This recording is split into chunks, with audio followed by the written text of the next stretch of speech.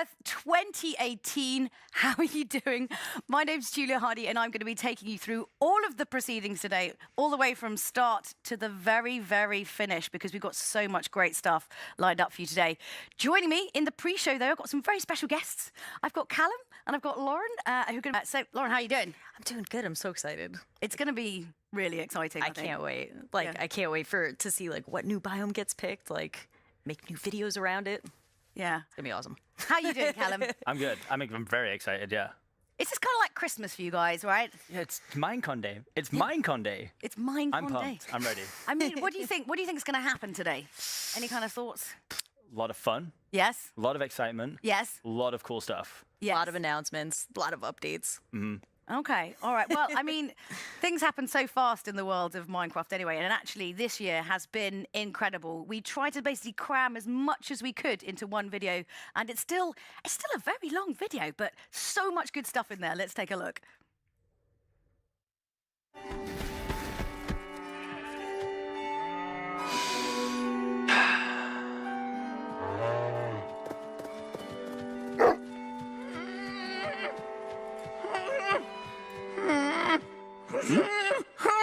Impertinence!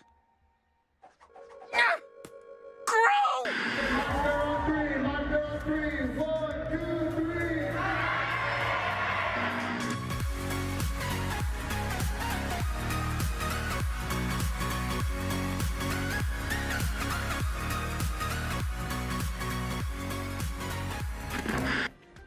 Guys, I'm so happy with this.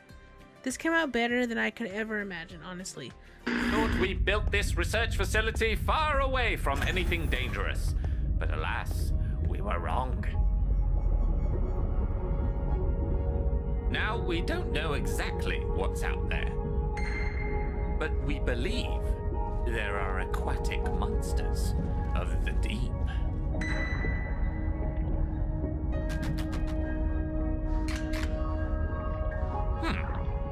You're not scared, are you? Look for three monsters terrorizing the underwater base. Don't look at me, Mr. Shock. Don't look at me. Oh no. Oh no. He came out of nowhere. But as chests can now be placed down side by side. The game would previously stop you from placing a chest here, but now it lets you, and it separates it from the other chest, right? But what's even cooler is that when you hold down shift, it will place them and separate them automatically for you. Yes, okay, now about this dolphin, what are you talking about? Yes, there was a dolphin trapped behind your base. Is it still there? It should be. I left it out. Well, it's on the beach right now. It's gonna die, Delphron! Does it die on the It's beach? gonna die! Yes, they die on the beach! Delphron, get this dolphin in the water! Hold on. Do you have a bucket? I have a bucket. Hold on. Oh my gosh. Oh, yeah, There you get in go. the boat, get in the boat. It's so pretty now, just swimming around. If the sun is out, they will catch fire. So this is exactly the same as what happens with zombies and what happens with skeletons. So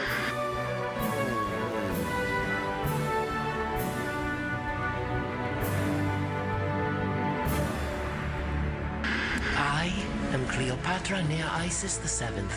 Have you come to find my long-lost treasure room? Many have tried before you and did not succeed.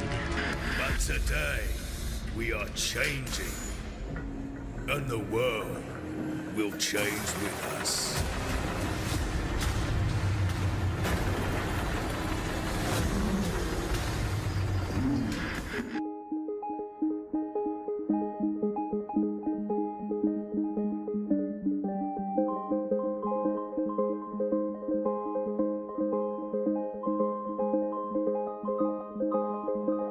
But yeah, you can see that they want carrots from you. Okay. And you get this peak, which is an Omni Harvester, and you run to the carrots, and you basically punch them. Oh, that's so simple. Easy.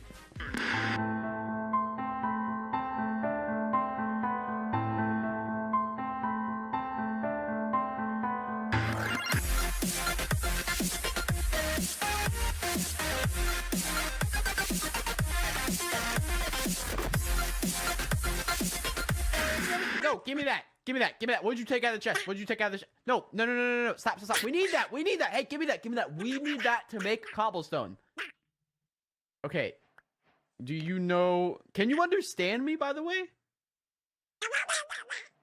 I don't know what that means, but okay. And the Nintendo Switch is getting the Bedrock update, which means Nintendo Switch users will be able to play the game with Windows 10, mobile, and Xbox One users. That's crazy. Only one question remains, though. And overall, it's just a much better experience than the game that was originally released on Switch. But seriously, it's super, it's cute, and it's super cute all at the same time, and you really got to keep that in mind. If cute is not your thing, if you don't like the idea of like everything having eyes and being a little bit, I guess, Japanese.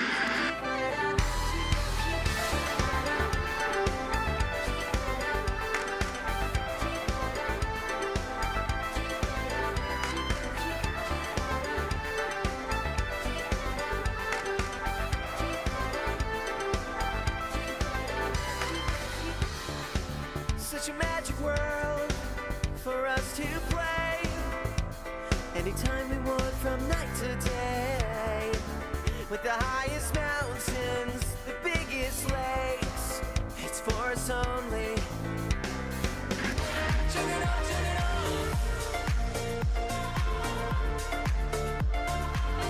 Feel you too far away. Turn it up, turn it up.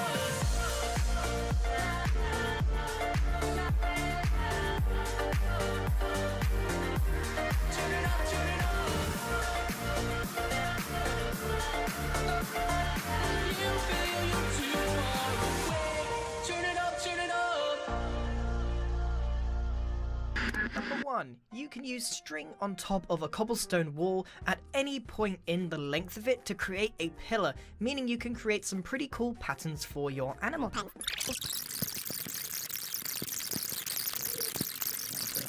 Finally, number 101. If you've made it to this point in the video, thank you so much for watching. The final tip for you is to subscribe. Wow. That's a lot of stuff crammed into a video there. And even there was some stuff you guys were like, what? Yeah. When did that happen? Do we play? Do we even play this game? I'm not convinced. I'm not convinced. What things didn't you know about? Because there's so much that happens all the time. The last part with the string? How does that work? They like put it on the cobblestone, it creates like fences, and me and him both looked at each other and was like, we had no idea that you could do that. No. Just as like how big the game is. Yeah. Like, even people who do it like 24/7 are still like, wow, okay. Oh my gosh. All right. Yeah. We like live on it. We still don't know everything. So what were kind of some of the big things for you out of that video? So the biggest one, well, actually, so one of the clips in it was from our friend Stacy Plays, and we're on her server, which is completely vanilla and explores all of the aquatic updates. So there was a clip with the dolphin when she was trying to get the dolphin back in the water because she thought it was going to die on land. Yeah, that's hilarious. But yeah, we got to do that server and explore all stuff that like I had no idea about. Like we had the tridents and the dolphins and breeding turtles and like waiting for turtles to hatch, and it's been awesome. Like that whole update is awesome. Yeah, are you a fan? Yeah, I didn't play much regular like vanilla Minecraft, but this really brought my love to it. And like you said, the thing with turtles, we had the same struggle that we didn't know they hatched at night. So like we were trying to hatch these turtles and they wouldn't do it, and we were sleeping through the night every time. And like, why won't they hatch? The worst, did you like sit on yours too? Yeah, I thought if you sat on them, you them. could like warm them and it cracks them. And then if you sit on them enough, it like breaks them and they die. And I'm like, this is so traumatizing. It's a learning curve. I mean, the first time, like when we looked through the video before, you got really a bit too excited about the chest thing. So why? What you were like? It's like a game changer. I'm like, out of all the things, yeah, like, really? All these new mobs, new things added. You just being able wanted to a put chest. chests next to each other, because I'm really bad at building. He's like, organization is key. Oh, That's no. all I care about. I'm terrible. Out of all of that, that's like your best thing. I'm terrible at organizing them. My chests are a mess. But like, I'm really bad at building. So. Yeah. I usually build really small houses. Not being able to put chests like next to each other meant I had to take up more room. Now I can put them next to each other. I can continue to be bad at building, but still have the functionality of a real house. Yeah, that really didn't sell it to me. Out of all the things, like cool dolphins and like turtles, and you're like, chests. Let me tell you about chests. Let me tell you about chests and the fact that I can put them where I want to now. Oh yeah. What do you think about the kind of the Switch update as well? Obviously, that's kind of cool. Yeah, it's like it's doing more cross-platform, which we keep seeing like more and more, and it's just awesome. It just brings like you together with a bunch of other people that maybe doesn't have a PC, but you can still play like on the Switch. It's so cool to see that. The Switch thing's especially cool just because it's like portable too. So like you can take it on the go with you. Like the first time I got access to it was when I was just about to fly home from somewhere, and I was like, sweet. Like I literally downloaded Minecraft on the Switch and played it on my flight home. Like it's insane that you can carry it with you and still play with friends on other consoles. I think it's such a great idea. Okay, so what I'm taking away from this is like you not only play Minecraft at home, but you also do it when you're outside the house and you're still terrible at building.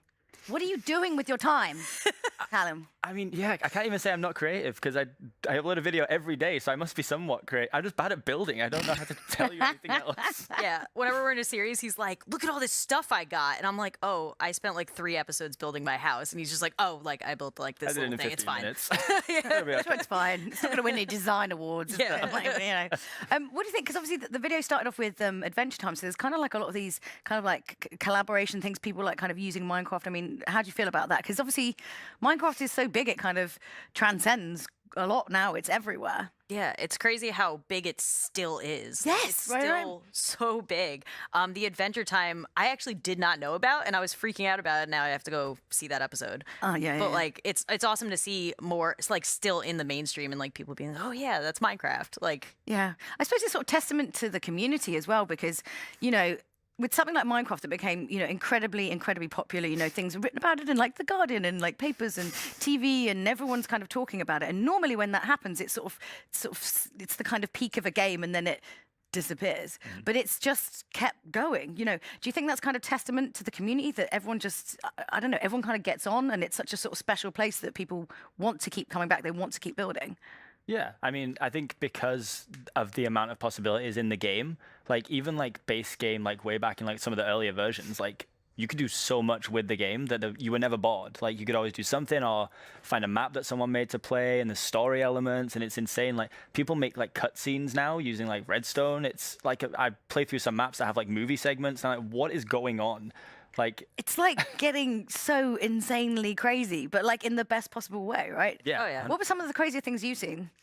From the clips? No, Or in just general? in general. Well, like- even as part of the clips, like there was a segment that looked like it turned Minecraft into like a cooking game where you could like, it was like you need to get carrots, and then they'd run into the kitchen and like get carrots and bring it back. It's just like turning one game into so many other games that like, I think that's why it's still to this day, like still everybody wants to play it. It's cross-platform. They keep adding things. It's never the same. And that's why we have so many different like series and servers. It's different every single time. Yeah.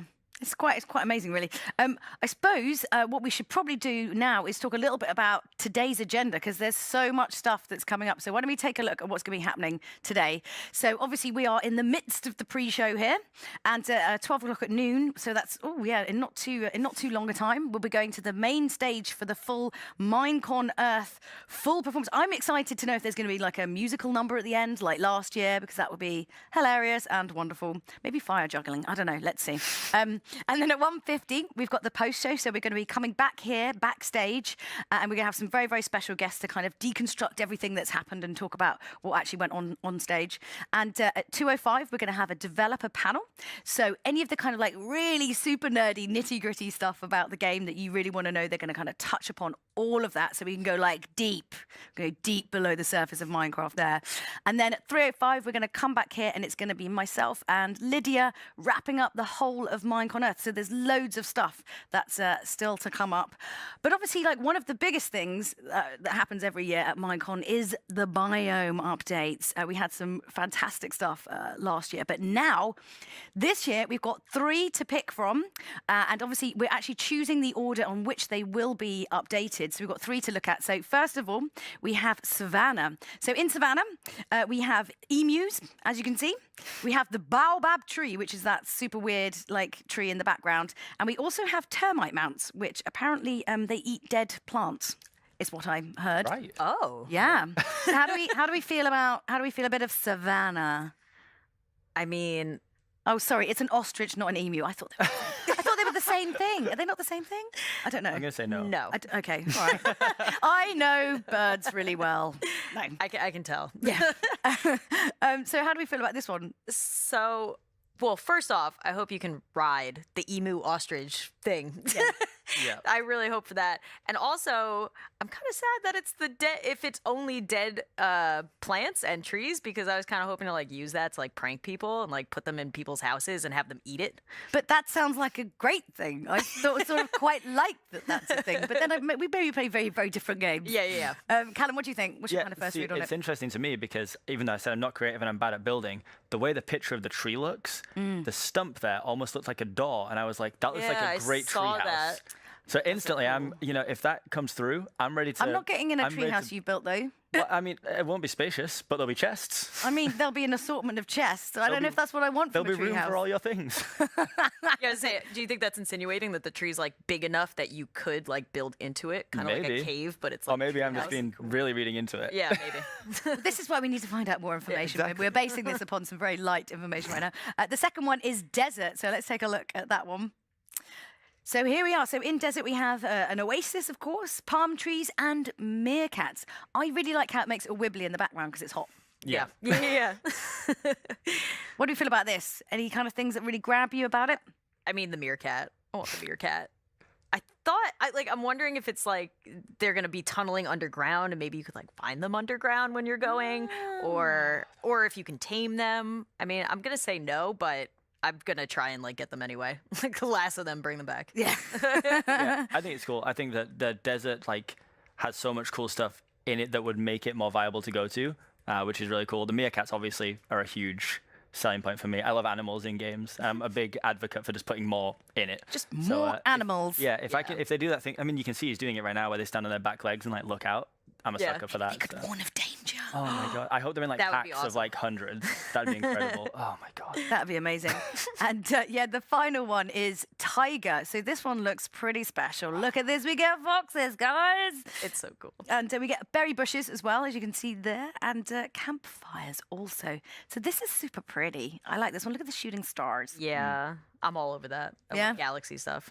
Yeah, it's cool. What do you feel? I mean, obviously, Cameron, you're a fan of foxes. Yeah. It's the animals. foxes. I mean, there's other things. I'm kind of wondering if the campfire is going to be functional too. Like, can I cook things on it? Because that'd be really cool. That would if be I could cool. like cook like meat over the top of the campfire instead of having to have a furnace with me everywhere.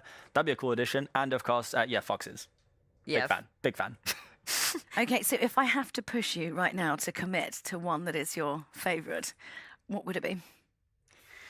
I mean, I know what yours is. mine's the tiger, yeah. Yeah? I got to be a big tiger advocate. I love foxes. I think the other things are really cool additions too. Like I say, the campfires are awesome, and berry bushes is like a really cool addition as well. So I think altogether, that'd be amazing. So I'm a big old tiger fan. Tigers. Go Tigers. Go Tigers.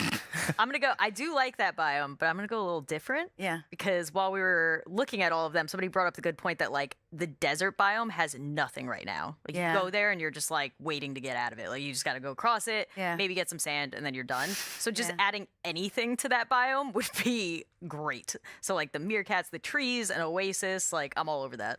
See, I think I'm down for Savannah. I like the idea of like trolling people by like putting termite mounts near their houses, just destroying things. You know, look at that. Oh, sorry, did I drop that near your house? Didn't mean to, but really I did. Plus, you love birds. We've Yes, learned this. I can clearly differentiate between different species of birds. Awkward. Okay, so of course today during Minecon Earth, our biome correspondent, Mr. Vu Bowie, will be showing you when you can vote. So how you're going to do this is you're going to go to Twitter, go to the Minecraft Twitter page, and there'll be a pinned poll at the top, and this is how you vote. Now, you need to be logged into Twitter for this, okay? And if you haven't set up an account, I think we've got about half an hour-ish before the vote actually happens, so you have got time to go and do that now. And we're going to have 2 votes over the course of Minecon Earth. So the first one will have all 3 of the biomes, and then we're going to whittle it down to the final 2, and then we're going to vote on those as well. So you need to make sure you watch the whole of today's proceedings to know when to vote. Very exciting. Any kind of guess which one you reckon's going to go first? What do you think? I was gonna go first. Oh, which one's least picked? I'm gonna Not going to put you on the spot, but I'm putting you on the spot. I'm gonna guess at desert. I feel like people are feeling weird, like because it's so like there's not so much to do now. I think it deserves an update. Yeah. But I think then that maybe people are that's going to not how say people are because they gonna- don't experience it much, maybe that they're not so familiar with it. So like, oh, I'd rather have one I use more updated. Both good arguments. But I think desert could go first. Oh, Throwing it out there. Would you agree?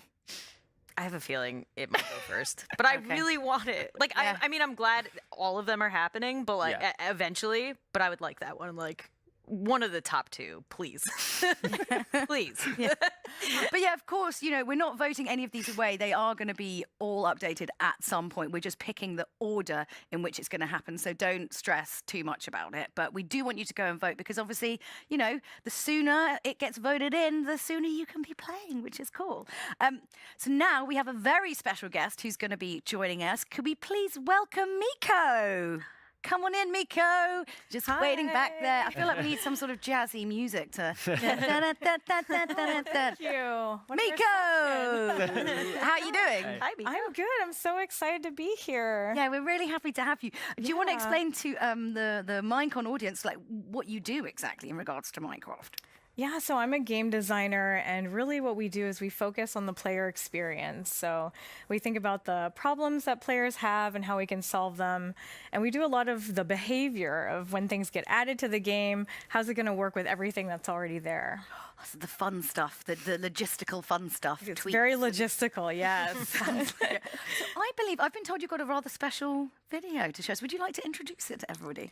Yeah, I'd love to. Yeah. So I came here today to talk about a world we made called Inspiration Island, and it really focuses on creative mode. We were thinking about how when people start playing Minecraft, you know, they can be intimidated because they see all these amazing things being built online and they're not really sure where to start. Or maybe they get in the game and they just kind of want an idea of what they should build today. And that's really why we made this world. So I'd love to show you this video. Okay, cool.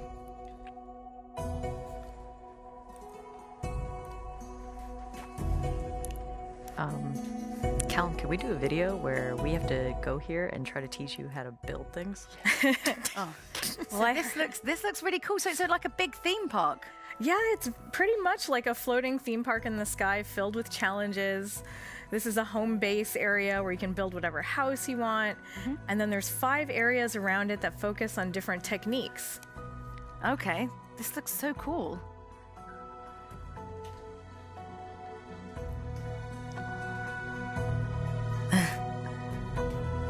Oh wow, mirror. Yeah, this one's about statues and working with stairs and slabs to kind of build big structures. Oh wow.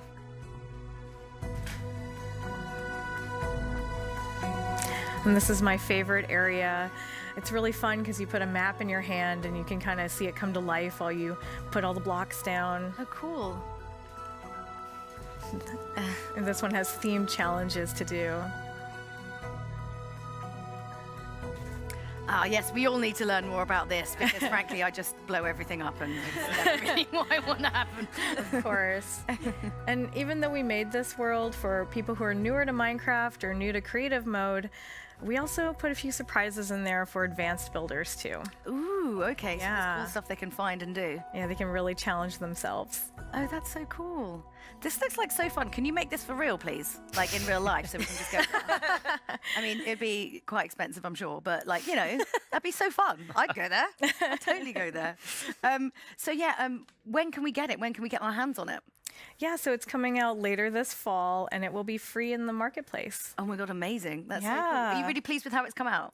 I'm really proud of it. Yeah, a huge group of people worked on this, and we can't wait for everyone to do it. And maybe we'll see you guys in there too. Ooh, you can have a go. Yeah, he needs it really bad. Need to visit that. He needs help with building. It's for the newer players. I was like, I don't know any of this stuff. I've been playing for like 6 years now. I have no idea what's going on. It looks incredible. Is this kind of like a Minecraft-like intervention where it's like, you know what, Callum really needs some help with building? So we've created this for everyone, but actually it's Yeah, maybe, I mean, I need it. I'm more than happy to accept the help. So let's go to Inspiration Island. I'm ready. Oh, amazing! That's really cool. I mean, we are almost at time for kind of the main show, but not quite yet because I still want to ask you guys some questions because you guys are actually in the main show, like a little bit, right? How could you leak the secret? What? But so what can you? I mean, I sort of want to know, but don't want to know, but do want to know. Like what's happening? Can you tell us what's going to happen? I mean, there's a little dash of us in there later on. Little sprinkling, little Salt Bay, little helping of CPK Salt Bay, little helping of CPK and Lauren in there somewhere. There's a whole bunch of cool secret stuff that we actually don't even know about. Yeah. Yeah. They literally, like, during rehearsals, shut off everything. We were like, really? Come on. Under They were wraps, like, nope. so it's Yeah, gonna someone be- came around and turned off all the TVs Yeah. backstage. There's like super secret They stuff. came, turned it off. I was like, what's going on? They were like, nope. Nope, not until the day it airs. I was like, you don't trust us? So we know about as much as everyone else knows, and we're in it. Yeah. So Oh no, it just means it's gonna be something really good. yeah. Oh, it must. Yeah, be. that's true. It must be. Yeah. It's gotta What be. do you know, Miko? Tell us your I secrets. do know some stuff.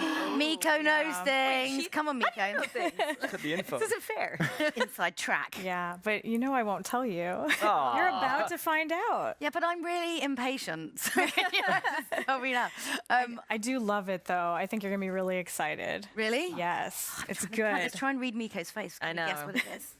Oh, I don't know. I get a feeling it's something We're purple cool. hair twins. It's something cool.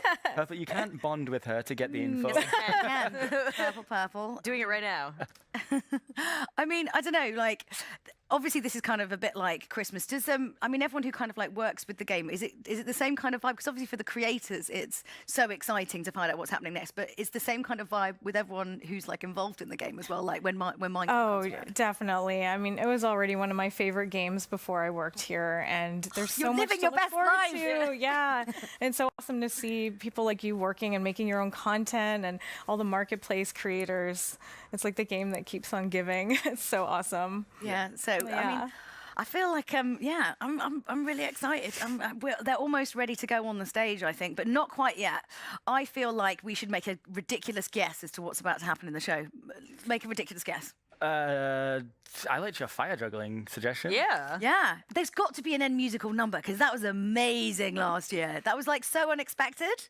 I would love to see the co-hosts for this year doing a musical Oh, that would be musical great. number Who like do you them. want to see tap dancing most? Are we allowed to say who the co-hosts are yet? Do They're they know? announced. Does everyone know? They're announced. Yeah, okay. Yeah, they're announced. So, who would you most like to see tap dancing? Kind of Martin. Oh, I don't know. Oh my I God, don't know- Martin! I don't know why. See, I don't know why, but I feel like he'd be good at it. He would be. He'd be like I wanna suddenly. see him do it. You know what it is? It's because he would look really good with a top hat on and holding a cane. That wouldn't look weird on Martin. That's it. Would at all. And No. then you're like, he's probably been having like sneaky dance lessons all this time. Yeah. Yeah. Lately. I think- I think. Oh my God, Chad. That'd be interesting. Ooh, that might be good Yeah. too. Some like freestyle interpretive ballet. I don't know. I don't What's think his vibe? I don't think there's a bad answer actually. Any of them Yeah. doing that would be incredible to watch. I I think. was thinking of Big B too. I'm like, Yeah. I think any of them. Any of them doing a giant musical number. Yes. So now if they don't tap dance into a musical number, We're gonna be we have to run out on stage and do it. I feel like if they don't do it, that afterwards we should do some sort of like social media live stream where we make them do it just because I feel like we built It's only fair. Yeah, absolutely. I mean, do you think like in the game there's going to be something really particular? Has there been any kind of like rumors, words on the grapevine that have been out there? I honestly, it might sound weird. I try and stay away from it. Really? Because then when I come to events like this or when there's like big updates, I find out all about it at once and I'm genuinely like amazed by everything. Yeah. So like that's how I always tend to do it. Like 1.13, we joined this server that had it all in. Yeah. I didn't know what anything was, like anything. Yeah, and I was like, same. oh my God, that's amazing. Like there was about 10 episodes of the series where I was still finding stuff and I was like, that's so cool. That's so cool. And people were like, how do you not know this? It's your job. I'm like, because I try and find everything out at once. I think it's a really cool way to do it. Yeah, I mean, I kind of feel that way sometimes about like film reviews. Like I don't read anything because then you can sort of be really surprised. As much as I'm really pushing to find out answers now, I it's like moderately contradictory. But yeah, I don't know. I feel like this is a big year. This seems to be like quite a big. You're like looking I at know. Mika, she's I'm like, don't look at my poker face too closely. I know what it is. I feel like it's going to be like a really big thing, and it might involve bats. I don't know. Like, You're just gonna throw out random I don't words know. I'm just just in saying case. random Is words. that what you're getting from her? Oh, you're just saying keywords? Like, Yeah. you know. See if it's bats, elves, monkeys, fish. Elves. I Oh don't my know. God, Elves. That's a great shout for the future. Okay, though. that's your Let- crazy guess. Yeah, Elves. crazy Elves. guess Got is it. elves. What's Elves. elves? Right. Yeah, okay. Like gnomes that can tell the future. She gave us it too easy though. It can't be elves. She's like, yeah, Yeah, lock but maybe that it's a in as your double guess. bluff. Mika. You're the master of disguise. How could you? Oh my goodness. Oh well.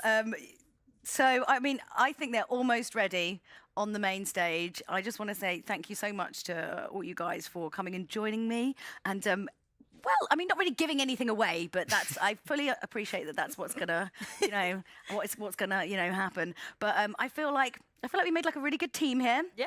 I feel like I also need to like up my Minecraft game. Always watching those videos, it always makes me feel really terrible about. Like you feel bad about building, I feel bad about all of my Minecrafting. How am I this terrible? So, you know, this is good. I feel it's a learning experience. And I really need to, I say this every year. Up your my Minecraft game. Oh, my goodness. Anyway, all that remains to say is a really, really big thank you to all of my guests. And yeah, we're going to be coming back here for the post-show after the main show, which I believe they are ready to begin now. So let's throw it over to the main stage and let's start Minecon Earth 2018.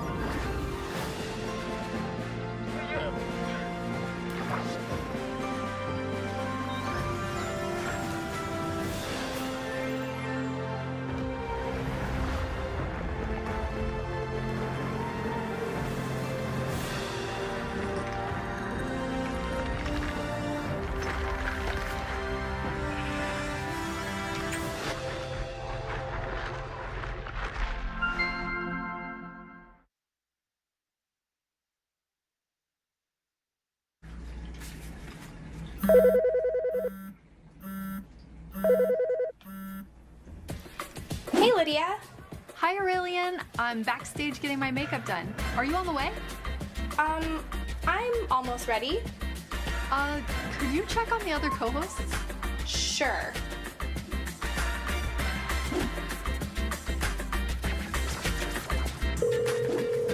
Hello? Hey, Bigby, it's Aurelian. Are you almost ready to go? Pretty much.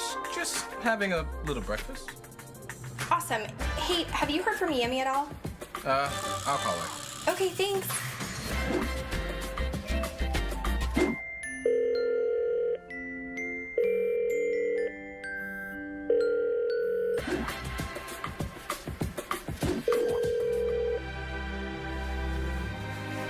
Yellow. Chad, how's it going? Ready for the show? Absolutely. Just gotta change out of my pajamas. Oh, okay. Can you check with Yami? I can't get a hold of her. Yeah, see you soon.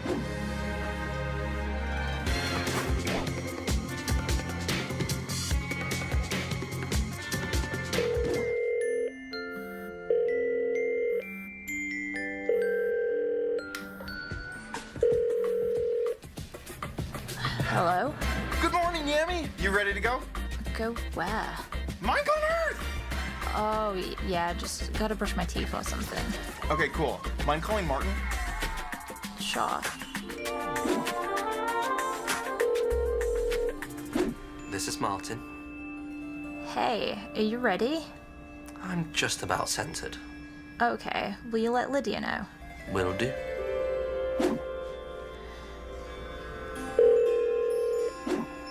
Hi, Martin. Hey, Lydia. Just calling to let you know that we're all good to go. Great, and by good to go, you mean on the way, right? Yeah, see you soon. Okay.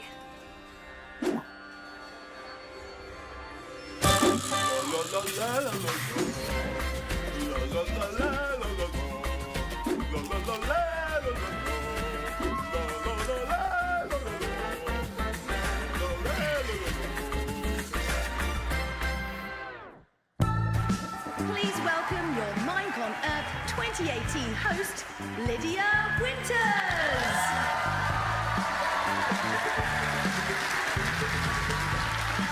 Hello and welcome to Minecon Earth 2018. I'm Lydia Winters, Chief Brand Officer of Mojang, and today we have an exciting show in store for you. Okay, you're all here. Hi. Right on Hey. time. Please welcome our 5 incredible co-hosts. OMG Chad. Hi. Martin. Hi. Aurelian. Big B.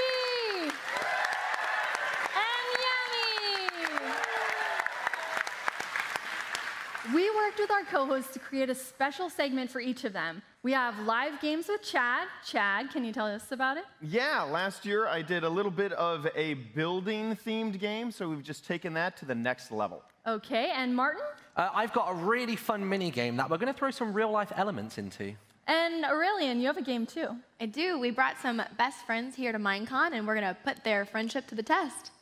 Very intriguing. We also have a talk show with Yami. Yes, and I brought a special guest along with me today. Ooh, and you're keeping it secret. And Big B, what do you have planned? I'll be doing a few tips and tricks on creating a channel. Awesome. It is going to be lots of fun. We'll be sort of your spirit guides as we go through a show full of all things Minecraft. And speaking of guides, which one of us here is the oldest Minecrafter? Okay. Well, I actually meant not by age. I mean, my bad. I meant by start date. I'm November 2010. Chad? I am October 2010. One month ahead. That's suspicious. Okay, we'll check on that later. I think I'm around about March 2011. Okay. We started about the same time. Yeah. Okay, Big B. 2012. Sometime in 2009. Okay. We have a winner. So in Minecraft years, we're senior citizens. Yeah. We're Yeah. 65 We're years retired by now. But we're here. We're here. Beyond the co-host segments, we have big announcements, including one top secret, super huge, we haven't told anyone, and I'm exploding with excitement kind of announcement. You haven't even told us. No. Lydia's been walking around with this really creepy briefcase. And she's like, do not open this, do not touch it, or you'll be in trouble. Anytime in rehearsals, they're like, turn off all the monitors everywhere. You can't hear it. We don't know what it We is. had our ears to doors. It was just the bathroom. We were trying to find everything. Trust me, it's for your own protection. You'll learn about future updates to the game, and you can vote throughout the show to pick the next biome. Any favorites? Taiga. Taiga. Yeah. The desert, meerkats. The meerkats, that's what I'm Yeah. going for. I don't want just a huddle of them chasing me. Savannah? No one? Nobody. It's you, Chad. Well, I guess soon we'll see who everyone votes for. And we also have to say hi to everyone watching. Hi! Hello! We have people all around the world tuning in at Minecon Earth parties in Microsoft stores, through NetEase in China, on Cartoon Network, as well as all of you at home with your family and friends. Hi, Grandma. Hi, Mom, Dad. Okay, then. Quick plug. We also have Minecrafters across the globe who are hosting Minecon Earth live streams in their native languages. 皆さんこんにちは。こんにちは。日本で活動している足跡です。足跡です。今から私たちと見て、楽しんで、盛り上がっていきましょう。イエーイ。 Sono Kendall e volevo salutare tutti quelli che stanno guardando Minecon Earth e quelli che stanno guardando la mia live stream in Italia. Hola Minecon Earth, soy el Mario 97 y estoy retransmitiendo el evento en mi canal de YouTube para todos los espectadores de México. Hello la Minecon Earth, comment ça va? Je suis Pierre et je retransmets la Minecon Earth pour tous les viewers du pays de la baguette. Ich bin Chaoscrafter und ich möchte einfach nur Hallo an alle Leute sagen, die Minecon Earth gucken und Hallo an alle, die meinen Live-Review-Podcast in Deutschland gucken. Hello， 大家好，我是阿胜。想知道今年的 Minecraft 改版了什么吗？快来看我在 Minecraft Earth 看到了什么。 How awesome is that? As I mentioned before, we have 5 incredible co-hosts with us tonight. Each of them designed a special segment that plays to their strengths. And first up, we have Chad.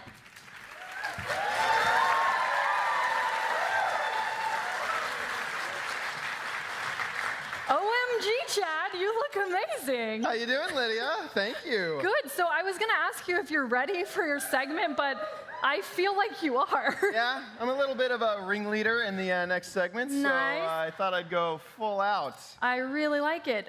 Before we get to that, though, I want everyone to know a little more about you. So how did you get started playing Minecraft? I actually got started on a live stream, so it's really cool that through all this history that I have with Minecraft, that I actually started on a live stream, so it's recorded, I have the footage. We were watching YouTube videos about Minecraft, and then we just started playing. My biggest fear was, wait, you have to pick up things block by block? Nah, I need a big editor, no way. Anyway, fell in love. Been playing ever since. Good, then it's online, so I can check that October 2010 date and see Yeah, you can if hold me that's the real really thing. hard to that, yeah. So in your segment, what are we going to see today? Well, last year I was part of Blitz Build, which is a total virtual building game. So we decided to take that one step further, put it in real reality, and see how our contestants do. That sounds amazing. So the stage is yours, good sir. Awesome. Welcome to my building game, the game of building. I like the name. Thanks. Good name. World of building. The game of building. We don't really have an official name for it. We have two teams here. We have Martin and Aurelian. Hi. You guys are Team Lapis. Yep. Yes. Team Lapis block. And then we have Bigby and Yammy, and you guys are Team Purpur blocks.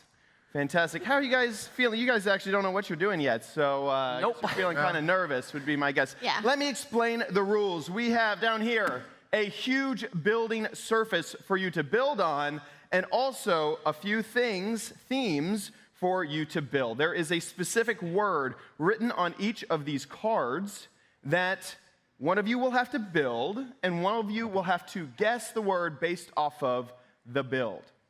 Okay. In order to make your build happen, we have blocks. Release the blocks! Oh! There we go! Over 150 blocks for you to build with. You could think of these as like wool blocks. We also have a few clear blocks over here on the side. Those could be used as glass or as air, as just air. That's smart. Okay, we are going to start off with Team Purpur. So Team Lapis, you guys can take a step back. Who's going to be building? Who's going to be guessing? So I will be building. Yeah, and I'll be guessing. Guessing, okay, Yami, I'll have you stand over here. Big B next to the big pile of blocks. You guys have 3 minutes, only 3 minutes to do your building, and there's a possible of 6 correct answers. If you get to 6, you've maxed it out, congratulations. Hopefully the other team will tie you, or, you know, I'm not that I have a favorite or anything, but Hey now. they could only tie you if you get to 6. You ready? Ready. Yeah. Okay, ready. we got 3 minutes on the clock. You can start building your first word. There we go. Apple. House. Car. Bed. Well, a bed? Well, yeah, I guess. Yeah, Red, red bed. Okay. Strawberry. Looks a little funky for a strawberry. Yeah, I don't think I would snake. eat that strawberry. Stage? A snake. Oh, snake. No, it's not a snake. Okay. An axe. Pickaxe. There's some pretty specific blocks here. Red blocks. Really close. Iron golem. Think this would be I love heart. a heart. There Yay. you go. Oh, wonderful. Okay, 1 point down. Your next build is. There you go. Sun. A house. A car. A house. Who would want to Chair. win that? Sofa. A pig. It's not a house. An ice cream. A hot dog. A pencil. And remember, yeah, pencil. Wonderful. You got pencil. That's 2 points. Your next build is. Here you go. A wolf. Obsidian. End portal. Never portal. I like how you're guessing before he even has a build Coal. down. This is great. Boots. A sword. Legs. Legs. That does look like legs. It's the beginning of legs. This build has A legs. castle. A tower. You might have to really get in dragon. those blocks to get the colors you need. Okay. Now, this is something that is implemented into the game. It's been implemented furnace. for a very, very long time. This is something that you might even say has... A minecart. Yeah, there you go, a minecart. Wonderful. I would not want to ride in that. Minecart, that is 3 points. Here is your next build. There you go. You have 1 minute and 15 seconds remaining. 1 minute and 15 seconds. A bed. A cloud. A unicorn. A pegasus. They do get more difficult as the builds A commence. tooth. A skull. A tooth? That's pretty good. No, not quite. Cotton candy. Cotton candy? Yeah. I've never had white cotton candy. I don't think I'd want that. Okay, looks like Big B's really trying hard here. You know what, Big B? You got 45 seconds remaining. I'll allow you to use some charades. Try to use this thing. You're gonna. Controller. A game controller. Correct. Correct. Around 35 seconds remain. Here is your next build. There you go. Okay, I believe that you're at 4 points? Cheese. 4? This is be your 5th? A school bus. What? Yeah, I don't. This is a sad banana, is really what that is. Not a banana. I thought it was a banana. 8 seconds. Here we go. 5, 4, 3. Yes. House! Yes. You got it, house! Woo! That is time. That is time. You guys did fantastically. You guys got 5 points. 5 points. You got house at the very last second. Okay, Team Purpur, go stand where Team Lapis is now. Who's going to be building? It looks like you volunteered yourself. I'm coming in to build. Okay, you're building, and you're guessing, Yes. okay? They got 5 points. You guys think you can do better? I came in really confident to this. I thought they'd get like 2. It's got a lot of work. I'm pretty surprised about that. I'm gonna save my guesses. Be conservative here. You're safe as long I'm as you don't safe. throw out a Yeah. number. You got to get or beat 5. And Okay. you only have the option for 6, so good luck. Wow, okay. You ready? Yeah. 3 minutes is on the clock. You can start building now. Okay. Wool, cloud, bowl. A bowl, maybe? No. Oh, wow. That's actually Nether star. pretty good build. A This is, candy. you can get a version of this in the game. But it's not something that you would want to Candy. consume. A star. A flower. Grab some more block. Oh, wow. Okay, I'm trying to think how to rearrange it. A Try to flower. This is probably so obvious. You know, he really used the colors from himself, really. Yeah, just Lapis. No, not lapis. Air. Water. Eyeballs. There we go. Wink, eye. There we go. First point. Nothing like The a next spider eye, build. by the The way. next build is. There you go. That looks nothing like a spider eye, by the way. No, but it is in the game. Cactus. In a form. The cactus, There we go. correct. That is 2 points. Your next build is. Wow, 2 points already. You guys are doing Sunflower. You're just gonna leave that cheese. white block on there? Cheese. That was bothering me. Banana. This is not in the Minecraft banana. You had the one that was almost like banana. 3 points. Your next build is. Okay. There you go. He's trying hard. It gets difficult gold. and difficult. 1 minute and 27 seconds. 1 minute. Flower. Seconds. Cheese. It was yellow. I don't know. Go. House. This is the same thing. Stare. It's not a sunflower. A person. Oh my gosh. This is a very minimalistic version of this build. I'm working with what I've got, chat. I know. A sandcastle. So this is not implemented into the game as of yet. You can make something that looks fairly similar to it. Yeah. He is a big fan of tea time. Teacups. Kettle. No. Tea kettle. Teapot. Nope. A coffee cup. Hot chocolate. I'll give it to you. It's a mug. A mug. Okay. A mug. There you go. You got mug. Yeah, you help him out there. Your next build is. Okay. You know what? Wool. Chocolate. Dirt. If you get this, you only have 24 seconds Chocolate, remaining. dirt. You will tie it up. A teddy bear. A teddy bear? I was brown. That is not snuggly at all. Candy. You can use charades. 10 seconds left. Charades. Swimming. Dolphin. Fish. Boat. Rowboat. Boat. Got it. You got 30 seconds to build it. No. Time. That is time. Coal? No. Not coal.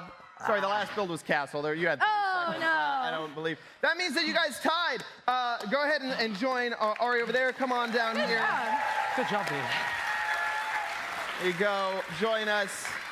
I'm sorry, you guys tied. That means that there is no real winner. We only just tied the game. True. Yeah. So I guess neither of you have bragging rights. That means only I can brag. Woo! Nice. Awesome. You guys did fantastically. You should be really, really proud of yourselves. Thank 5 you. points each. Now we're going to toss it over to Vu.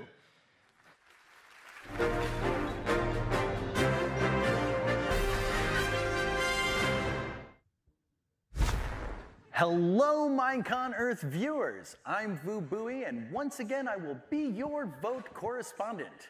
We are bringing you, the Minecraft community, directly into the decision-making about what goes into the game you love.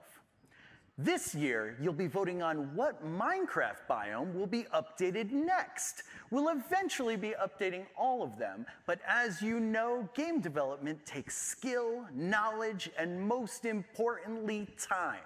So with this vote, your favorite biome gets to cut in line. At last year's Minecon Earth, you voted for the Phantom. Months later, and the monster of the night skies was swooping down and wreaking havoc on previously fearless but ever sleep-deprived players.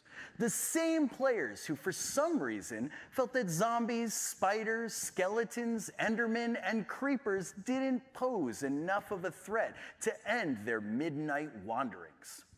I was recently enjoying a nocturnal swim myself and thought it was hilarious that phantoms couldn't bite me from my aquatic position. They may like to fly, but they do not like to swim. Unfortunately, as I swam further and further, I found myself swarmed as new phantoms joined their friends and took turns swooping down over my head. Let's just say it didn't end well for me that night.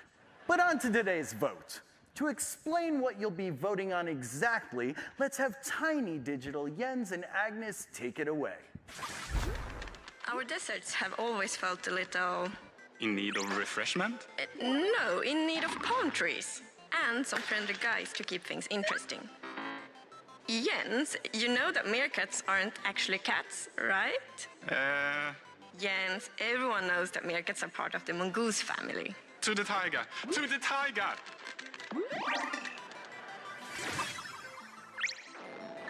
There's nothing quite as Swedish as eating fresh berries. Or enjoying a freshly crafted campfire.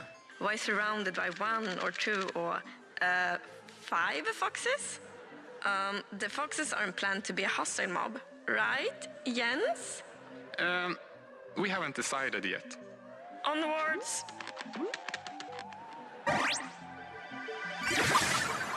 Yay! Baobabs! They are the best trees. You and your baobabs, crazy trees with a silly name. Still cooler than termites.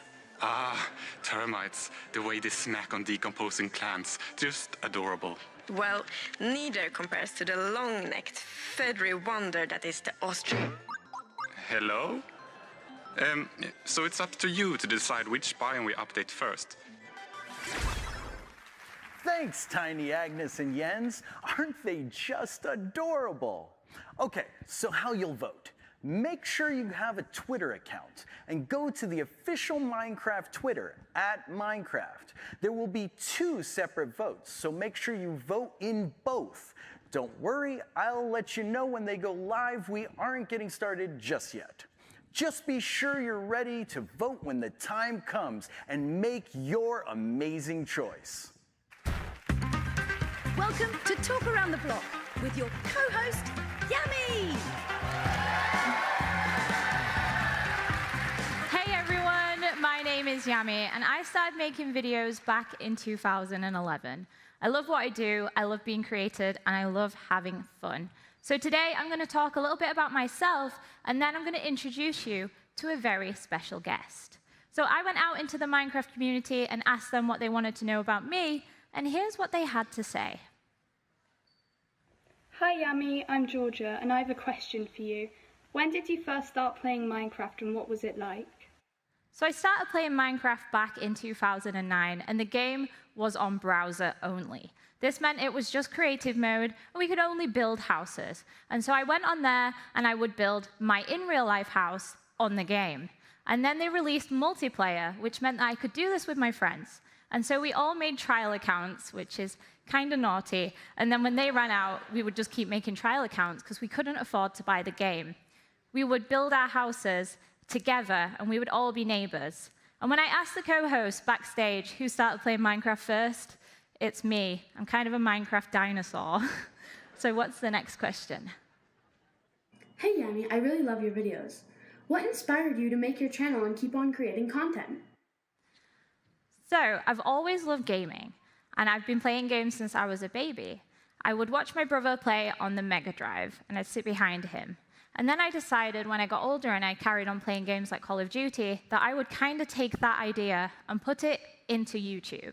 People could watch me play games while I talked about my life, and I'd share my experiences with them, and they'd talk to me about theirs in the comments section. We made a little community, and we all felt like friends. So people loved watching, and it was super simple back then. I decided that I wanted to make some friends, and I came across a girl who sounded like me. She liked the same games, and this was LD Shadow Lady, and we've been friends ever since. I messaged her, asked her if she wanted to be my friend and add me on Skype, and she said yeah. So through her, I've actually managed to make a bunch more friends, and these friends are who I create content with today. Next question. Hey, Emmy. I was wondering, do you have any pets? So I don't have a horse, but I do have a dog, and she's called Sansa. I've had her for 7 years, and she's my best friend. I also have a cat called Misty, and when we first got her, she was super feral and afraid of people. And I also have another cat called Astrid. She's my pride and joy. She's so independent and fluffy, and I love her. She's Misty's teacher. And finally, the craziest pet I have is Sonic the Hedgehog. He's super old, and he has one tooth. He's super grumpy as well, but I love him to bits. Next question. Hey Yami, it's Nai, and my question for you is, what's your favorite part about running your own channel? For me, running my channel, I love when I get messages from people saying that my videos have helped them through a hard time, and that when, for that 10 minutes or 20 minutes that they're watching my video, that they can sit back and relax and think about nothing else than me being silly on Minecraft. Another really cool thing that I love is when I manage to bring people together. So a group of people who I asked if they wanted to join my roleplay team were able to meet in real life for the first time at my meet and greet. This was so exciting for me, and it just made me feel so special. And it reminded me of when I was trying to make friends with Lizzie and how hard it was, but for these people, I made it possible for them to meet. That is just so cool. Hey Yummy, I have a question. Next question. When you were a kid, what did you want to do, and what would you be doing now if you weren't running your own channel? So first of all, I wanted to be a pop star, but I can't sing. I'm actually terrible at singing, so that I couldn't do that. Then I wanted to be a vet, but I discovered I'm terrified of blood, so I'd be a terrible vet.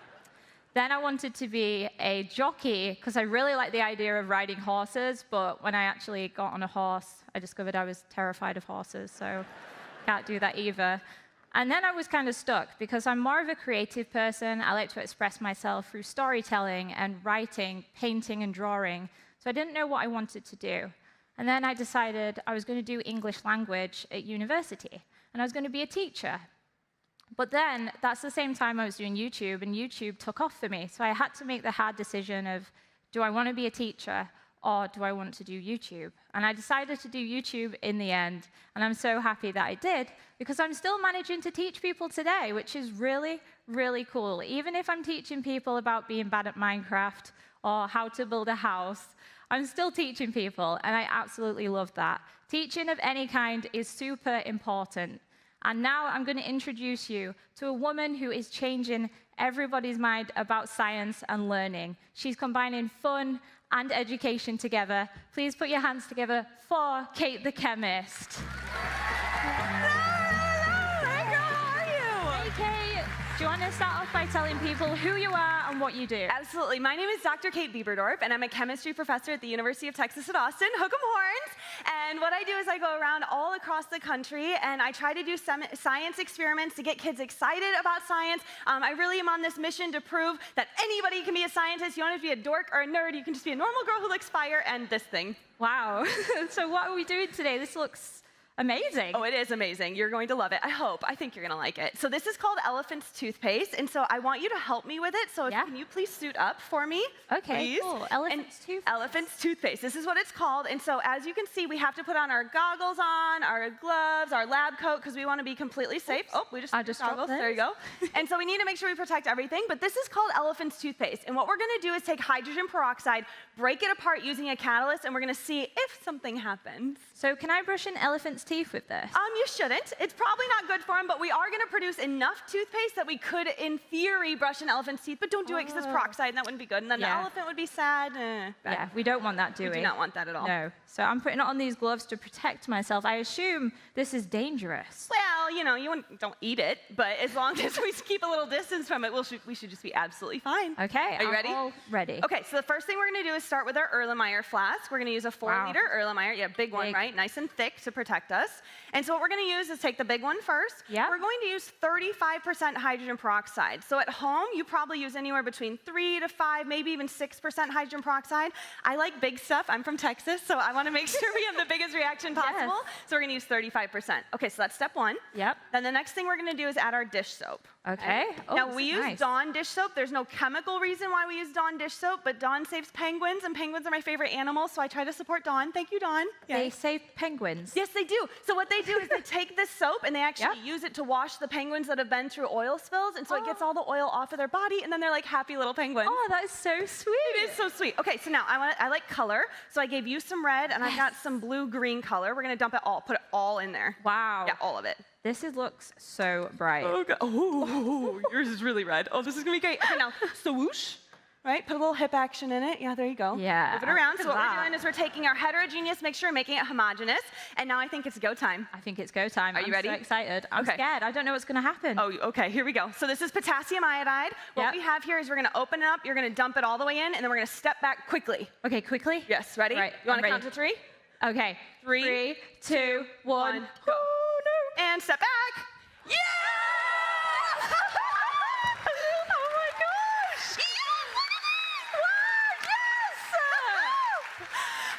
gosh! That is amazing. Oh my God. Okay, so let me talk about what we see here.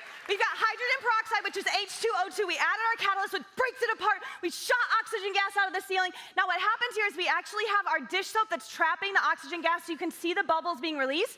And I don't know if you're able to see this at home, hopefully, but you see it's the thermal energy being released because it's an exothermic reaction. Wow. Just wow. Just wow. No words can explain this. It's amazing. That was a good one, too. I loved it. Oh, my gosh. Did you like it? Yes. I'm kind of scared of it, though. I don't have the lab coat on or the glasses, so I feel a little terrified.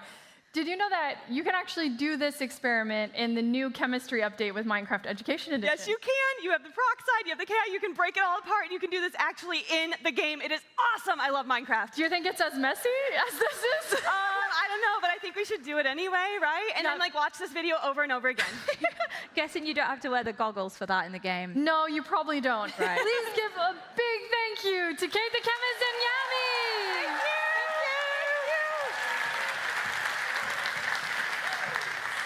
One of the coolest ways we use Minecraft to help promote STEM, other than crazy experiments like this, is with the Minecraft Hour of Code tutorial, and it's coming November 1st. We've partnered with Code.org for the 4th year to create what is quite possibly the most adventurous 1-hour tutorial yet, Voyage Aquatic. Explore aquatic worlds and uncover hidden treasure, all with the power of code, and meet some very awesome video creators along the way. We've logged more than 96 million Minecraft Hour of Code sessions, and we're really excited because we think we're going to get to 100 million this year. Visit code.org/Minecraft to learn more, and check back on November 1st to start coding underwater. Most people don't know that we have developed this proprietary technology to allow for quicker testing of game features. So instead of only testing things digitally, we use this sort of portal to jump into the game and experience things physically. So this is where the magic happens. I go in there when I need to test a new map for Realms or for Marketplace. I'm not really sure how it all works, but it's made the testing process way more fun. Like Philip over here, he's experiencing some of the new aquatic features to inspire new merchandise. It took us years to develop this technology, but once we had it in place, we could immediately see the benefits. And what's great too is that a day in Minecraft goes by way quicker than a day in real life. So once you've been in there for an hour, it's been just less than a minute in real life. At first we thought it might be too intense, but people really seem to enjoy it. Another trip to the Nether? Yeah, I had a little tangle with a guest. Hi, I'm Alice. I don't do any testing of features in Minecraft. I just really like to go on adventures. The only reason we've kept this technology to ourselves is to make sure it doesn't end up in the wrong hands. Imagine creepers running around in the world or other nefarious things that could happen. That's why we have some extremely strict internal policies on... Is that a diamond? No. It's, we're working on it.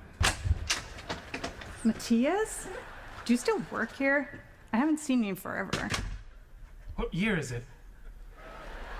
You guys should talk to him. I guess I got lost? Here at Mojang, we use the latest and greatest in innovative technologies to create the best game possible for our players. Hope someone remembered to feed my cats.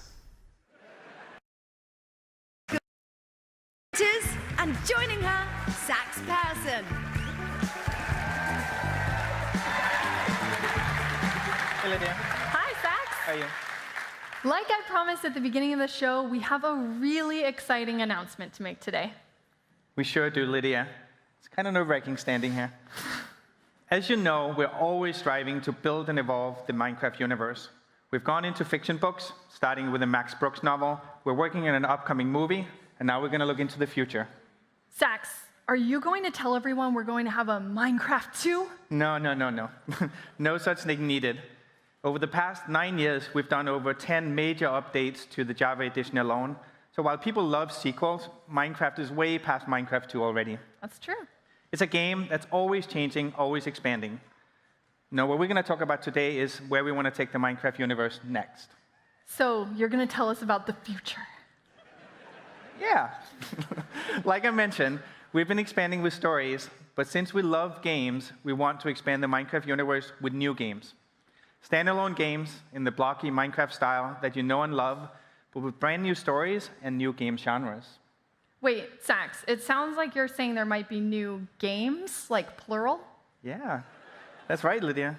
There are multiple new projects in the works. And today, we're ready to give you all a peek at one project, which has been very near and dear to the Mojang team. That's true, Sax. We've had a small, passionate, and dedicated team at Mojang working on something truly special. I know we're all really excited to finally be able to talk about this project. Hi to everyone in Stockholm. I'm so proud of what they've been making, and today I'm truly thrilled to show you all the first look. This is a brand new game by Mojang. It's a reimagining of Minecraft as a completely different experience. So we've taken the combat mechanics of the core Minecraft game and turned it into an adventure game in which you fight monsters, explore environments, find treasure, and earn even better equipment. You can play the game by yourself or join a friend's adventure. Up to 4 players can team up and take on bigger challenges and earn even better rewards. For every Minecraft player, but also for everyone else, it's going to be an experience that they've not really done before in the universe.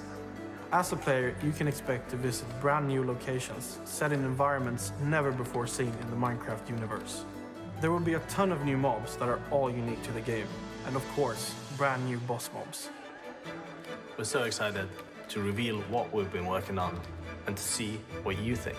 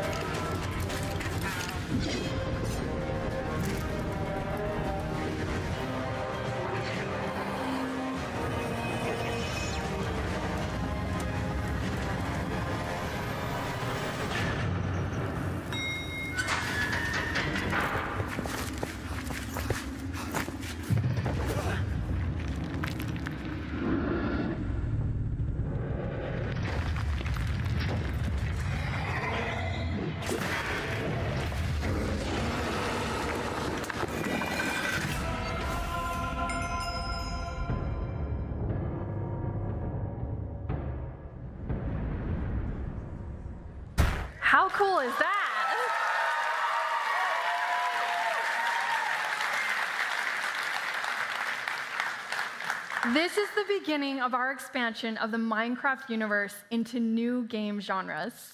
It's going to be great, but that's all we have to share today, so stay tuned to Minecraft.net for more details in the future. Thank you so much, Zax.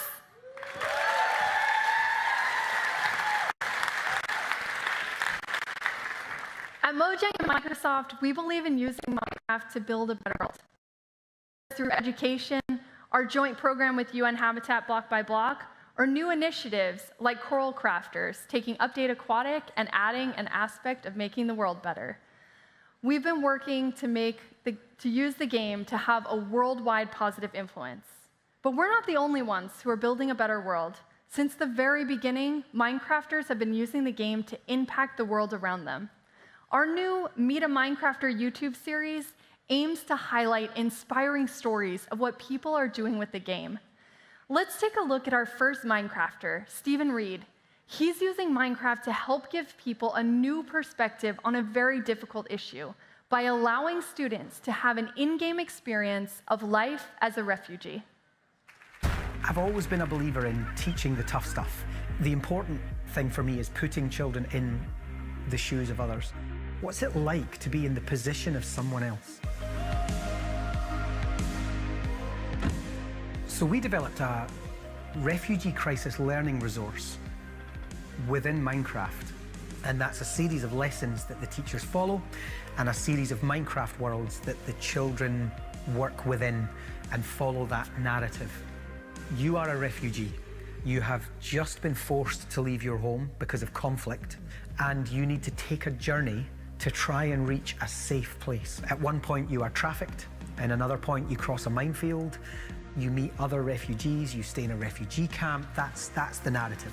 So it's ultimately an adventure map but a very dark adventure where children become refugees.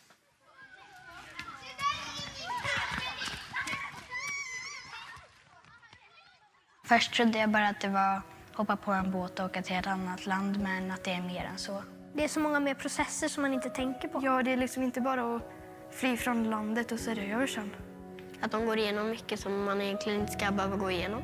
Some of the hardest things I've ever taught, but also I can see how much they love it. So the ultimate output for me with a project like the refugee crisis is teaching life skills. How do we teach our children to make good decisions about when to take action and what action to take? In order to create something good and create a world that we all want to live in the future, we have to teach our kids empathy and understanding of each other. And I think that's the base for an open heart. We're incredibly proud of what people around the world have done and continue to do with Minecraft. Empathy, kindness, and discovery have always been a huge part of this community. Minecraft is all about learning from each other and building incredible new things, whether that's using the game to make a real-world impact, like Stephen Reed is, or creating amazing experiences that can entertain, inspire, and delight you. We've teamed up with Target and Noxcrew to create a special new minigame called Grid Runners. Last week, we gave it away in Target stores around the US, and at the end of the show, we're making it available for free worldwide. Martin decided to take the game one step further. Please welcome him to the stage for Grid Runners Live! Hello and welcome to Grid Runners Live at Minecon Earth 2018. I am your game master in the Littlewood, also known as Martin, which is a little bit weird to say because if you know anything about the Nox crew, you'll know that over the years they've created tons of mini games, tons of game shows, and I've been a contestant. But today we are turning the tables. Let's go and meet the teams. First and foremost, we have the yellow team, Noxite from the Nox crew, Aurelian, who we met earlier on. How are we feeling about this little role switch, huh? I wouldn't say I was overjoyed, Mike. No. So let's talk about Grid Runners then. So how long did it take to put together, and what does it contain? Okay, so the Grid Runners you're going to see today, the part, is just a fraction of the actual full map. Gotcha. The full map took us about 3 weeks to make. Wow. We're an entire team of people, so I'm the guy who makes all our sound effects. You are? So every time you play a Noxcrew map, there'll be a button right at the start. You'll press it, and it'll go, Noxcrew! There it is. And then this is Avondale over here. He makes everything work using redstone and command blocks. So you've built this from the ground up. I'm sure you've play tested it. I'm sure you've like got strats. You probably whispered in Yami's ear. Absolutely. What sort of time do you think you can nail today? You know, I think we're a really good team. I'd say we can get it in under 3 minutes. That's 3 minutes? Yeah. Yep. Okay, let's see if you can put that to the test. Yellow team at the back of the easy. stage. Okay. Let's go over here with the blue team. So this is going to be a series of challenges. There's 5 of them in total. Yami will go first, Avondale will go second, and they're going to leapfrog until they've completed all 5 of them. And are we ready to go? I'm ready. Okay, let's get the countdown going. In 3, 2, 1, go, go, go! Oh no, it's parkour. First challenge is climb the cliff. It's a really simple parkour challenge with a couple little tricks inside of there. Okay. First and foremost, pressure plates and pistons, which is straight across it. Yeah, I'm a pro. Wow. I think hitting the post here seems to be doing the trick, doesn't it? Oh no, we're down already. Sorry, you're okay. There's no room for failure. You've got to land every single jump to get through this entire part of the course. There you go. Are you normally good at parkour, or is this normally a weakness? I'm actually known for being super terrible at parkour. Really? I genuinely wouldn't have guessed that. Oh, up to the top. Now we've got this little sneaky portion. Got to stay crouched to get around there. And then this is the cool action movie hero-like leap. There it is. You nailed it. Awesome stuff. Okay. All right, hit the button. No, Joe. Come with me. Come with me. So we are bringing it into the real world. Instead of playing there, you are going to take these beanbags, knock down each of those zombies. You can throw all the beanbags, and whichever ones are left standing will be 5 seconds added onto the clock. Go. First one's out. What? Yes, First one's hit. Hey, you get back out of there. Get out of there. Come on. Yes. Here we go. Come on. What have we got? Yes. That one's a spring one. Maybe go for the others. Wow, one more to go. That works. Go, 0 seconds are going to be added onto the clock. And we are on to challenge number 3. Copy the painting. Okay. Very simple concept. You've got a piece of art on the right-hand side. You have to replicate it on the left-hand side. So don't mirror it, replicate it one for one. Okay, any tips? I would do light blue next. Go top down if you can. Do those and then do the light blue. So how many different Over variations here, of the that paintings are there in this map? There's 5 different ones you can get in this room. Okay, and what's this on the scale of difficulty? This one's okay. This one's all right? Okay. Potentially the yellow team are going to get a really, really difficult one. I hope they get the hardest one. Yeah, me too. I'm rooting against them. I don't know why. Yeah. So if you do make a mistake, we'll get it later. use the shears to get rid of it, obviously. But we're doing pretty well so far. You? Looks like there's only a few more blocks left to go. And with each of these, if you stand on the pressure plate, you get awarded enough blocks to do every single one of these paintings, right? That's right. Pretty much, yeah. So we are getting towards the end of this. Final one. Come on. 4 more blocks. There we go. And there it is. We've done it, Joe. Come back with me. All right. So we know you can do fishing in Minecraft either with a rod or you get a bucket. You've got to use these bad boys. There are 5 fish in this tank. Get in there, pull them out, and drop them into that little pot. Go for it. Oh, it's so slimy. That's a fish. That works. Here we go. Come on, Joe. 2 fish. Come on. What else can we find inside of there? The time is... Oh, no. That's a unicorn. What's that doing in there? All right, now that one goes back in. Fish number 3. 2 more. That's a sock. That's a sock. I don't know why that's in there. There we go, the final 2 fish. Awesome. Yami, go. Fly yourself up and we'll see you in a moment. And we move on to challenge number 5, which... Oh, no. It's more parkour. It's more parkour. This time we've got water, ladders, glass panes, and a very minimal window to jump. Okay, I'm Tell you doing what, though, you're absolutely smashing it. Doing really, really well. Taking my time. That's it. Are you a double tap to sprint? I'm a double tap, yeah. So I'm a button press. No! No! That's fine. Climb up and go for it again. You've got this. Can I get up there? Oh, currently the clock is sitting at around about 2 minutes 52. Oh, no. You could hit that 3-minute mark that Avondale Can I get up this ladder? I think so. Just keep trying to climb. There it is. What's happening? Come out slightly from it. There we go. You're up. Okay, try and make that jump. Yes! There we go! Stop the clock. Finishing in a time of 3 minutes and 8 seconds. Blue team, head to the back of the stage. Yellow team, come down to me. And let's see how they fare against that time. How are we feeling? You've now got the challenges. So are you a parkour master or not? No, I got to see Yami do it, but... You just don't know if it's going to work. This is like my biggest fear, and now it's come true, so here we are. And that wasn't quite under 3 minutes. So. Oh, yeah, that's it. There's a little bit of tension going on. So what time are you predicting for your team then? Under 3 minutes. The same under goal. 3 minutes. All right, well, I think we just get straight into it and find out if you're full of it or not. So 3, 2, 1, let's go! And this is your voice, right? Yes. Ready for it? Oh, we didn't trigger. Oh, no. Do it Climb the cliff! Climb the cliff! So the big spring jump at the start. Oh, we're skipping the corner. We're skipping a whole section. No! Oh, but it That's didn't the pay off. payback that I get for We're trying to blast through. Here we go. Pistons are out. Big spring jump to be had. Oh, you're going straight for the corner this time. Okay. If I was playing this, I'd be hitting the post every time. It'd be like comedically like safest way. It just keeps hitting me. Okay. So just a ladder to get. Ooh. I think. Turn on there and we're up. Okay, this is playing it safe. A little smoother than I think Yami's did. So now we've got to sneak around the edge. If you fall on this big jump, you've got to do the entire course again. Wow, no pressure, Mark. Thank you. That's fine. I'm piling it on. Oh! The inventory! What does that even happen? Okay, next time I won't pressure. Zero pressure next time. Oh. It all went. Okay, maybe not under 3 minutes. Maybe 3 minutes. 3:07. 2 seconds. Yeah. It's still beating 3:08. Okay, here we go. Into the corner. Oh no! We're back again. Okay. You've got this. Slow refs. Take it Breathe easy. it in. Actually, we have the creator of this game. You wanna? Oh, come on. Don't put that pressure on you. All right. Well, I think he's already. I guess you've got this time. You've got this. Okay. This is looking strong. Oh. All right, I'm gonna have you. All right. You step in, Okay. you step in, Fine. you step in. Oh, no, now I'm gonna. It's all gonna go wrong. The pressure is on. I'm looking over at Avondale and he's like, these guys. Yeah. How do you sprint? No, I'm joking. Whoa. Oh, That's God. brave not going for the post. You could end up overrunning it.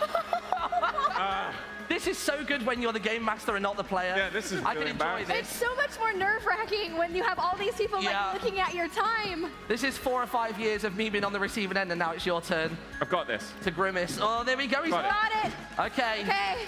Let's get a drum roll as he goes for the big jump. No, don't do that. Oh, we're gonna scare you. Yeah, there we go. All right, you press the button.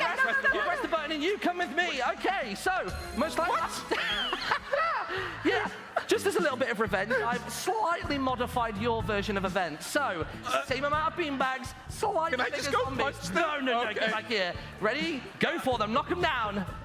What? Oh, wow! You're not All right, back we go. Aurelian, go, go, go.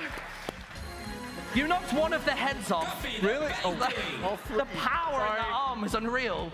All right, once again, copy the painting. All you got to do is match the picture exactly, and you're good to go. There's a lot of like yellow in this one. That's pretty good. There we go. Oh, you're throwing them all out. This is tactical. This is pro strats. This is like, yeah. And then she's just going to collect them all. That's not you. Yeah. What? Normally it would replace them. This is a big time save. I didn't even think about doing that. And here we go with the painting. This one's relatively easy, I think. I think it's easier than their one was. Yellow across the bottom, a nice blue sky. Yeah. Look at this, absolutely flying through. The problem's going to be is trying to reach those top ones because you either have to stand at a really specific angle or you're going to have to make a little leap in order to place it down. Only a few more blocks to go. Look at this. I literally, in all of the rehearsals we did, nobody did it like this. I was saving I'm genuinely surprised about it all. I was saving it for now. Cards close to the chest, Oh and is my that going to be the God. final block? There we go. All right, come along with me, Noxite. What? Yeah. Slightly bigger. What? We've just scaled everything up. Where were they hiding guys? this? So once again, 5 fish, 2 hands. Let's get them. All right, I'll put this here. Right. Oh no, mate. I got one. You got one. Oh, no. Yeah. Okay. Here we go. I'll bring your little ball over. I probably should be touching your glasses. Right? Let me run these over here. I can't. Oh, this one. Yeah. There's a fish. All right, I'll take it off your hands. Yeah, that's what I'm here for. I can get more. Yeah. Yeah? That jacket is ruined. It's splash, man. Oh, there's 3. 2 more left to find. Have you got it? Oh, it's slipping. He's going. Are you okay there, friend? I can't. You should have brought your goggles. There's only 4, right? No, 3? there's 5. What? Time's up. Time's up. Oh, no, mate. Everybody come to the center of the stage. Oh, yellow team. Can I have a towel? Ready? Oh, yeah, you get a towel. There we go. I'll tell you what, I've got this for myself as well. Look at this. There we go. So, there we go. That is Grid Runners Live. The first team doing it in about 3:08. Yellow team, we couldn't even give you time to finish. So, let's talk about how that went. What was the feeling as you saw each challenge? Is that a serious question? I'm a little bit rhetorical, slightly. So, before we head on out then, thank you so much to all the contestants taking part. Congratulations to the blue team and Noxite. When can people... Yeah, round of applause. I just tried my hands. Good game. So, when can people play this game for themselves at home? So Grid Runners is going to be on the Minecraft Marketplace for absolutely free, and you'll be able to play it right after the show. I'm going to go backstage and press a big red button to release. You'll try your hands first, though, yeah? No, okay. Yeah, we're going to be slimy the rest of the show. So, thank you very much for watching. We're heading over to Vu now for an update on the votes.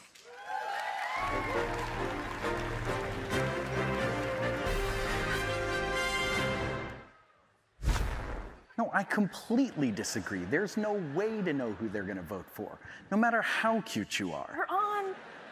Wait, we're about to go on? You're on now. Well, hello there. So, yeah, I think it's time to vote. No, cut it out. Okay. Anyway, what was I saying? Oh, yeah, the game show. Yes, the game show. I really just want to see that one more time.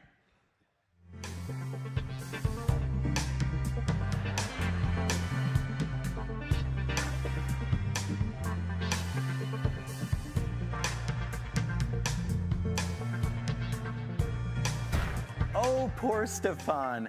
I hope he's learned his lesson. Perhaps next time he makes an awesome minigame, he'll have to wonder if we will bring him up on the Minecon stage again to play out his game in real life. So, back to the vote. I was chatting with my own co-hosts earlier, and we just can't decide which biome will win your support and votes. Maybe we should review them once more. We have the taiga, a cooler climate full of spruce trees and sometimes wolves, not to mention a great place to gather wood. If you vote for the taiga biome, you'll soon enjoy delicious berry bushes, warm, crackling campfires, and wily foxes to keep you company as you wish the night away. Next up is the savanna, a warm and peaceful place to wander around, especially if you like tall grass. If the savanna is your choice, after the update, you'll be able to sit under the mighty baobab while staring fascinatingly at termites running around their mounds as ostriches just hang around. And finally, we have the desert, often thought of as just sandy, barren lands. If you vote for this biome, you'll be rewarded with a refreshing oasis, the cool shade of beautiful palm trees, while meerkats, who confusingly are not at all cats, scurry all around you. What will you choose? How can you choose? With such amazing options, the decision is a tough one. If I were you, I'd get all my friends on my side and vote right now. That's right, the poll is now open. So make sure you're logged in and go to the Minecraft Twitter account to make your mark on the future of Minecraft and the future of your exploration of the amazing worlds in the game. Can puppets use Twitter? Thanks, Vu. I can't wait to see what everyone votes on. Have you ever wondered how to start making your own videos? Or do you wish you could take your video making to the next level? Long ago, I used to make videos on YouTube, and while I did have awesome pink hair, I really wish I would have had some of the great tips coming up in this next segment. Next up, we have Big B teaching you how to create authentic videos. Hey, what's going on, guys? My name's Anthony, or Big B Stats. To help you understand me a bit better of who I am and the person I've become, I will take you back to the beginning. My name is Anthony, and I was born and raised in North Carolina. I have 2 older sisters, 2 brothers, 1 older than me and 1 younger than me. Yep, I'm the middle child. Like some families, I never had the opportunity to grow up with my mom and dad under the same roof. My parents divorced when I was about 2 years old, but I would always visit my mom on the weekends. Me and my brothers lived with my dad and my grandmother, and my sisters with my mom. It was always exciting to see them, and of course, sad when the weekend was over. Looking back, my family struggled financially, but my dad would use his last to make sure his sons were happy. That's just the type of dad he is. And it just so happens that we were big video game fans, including my dad. So we would always play games together, and that's where it all started.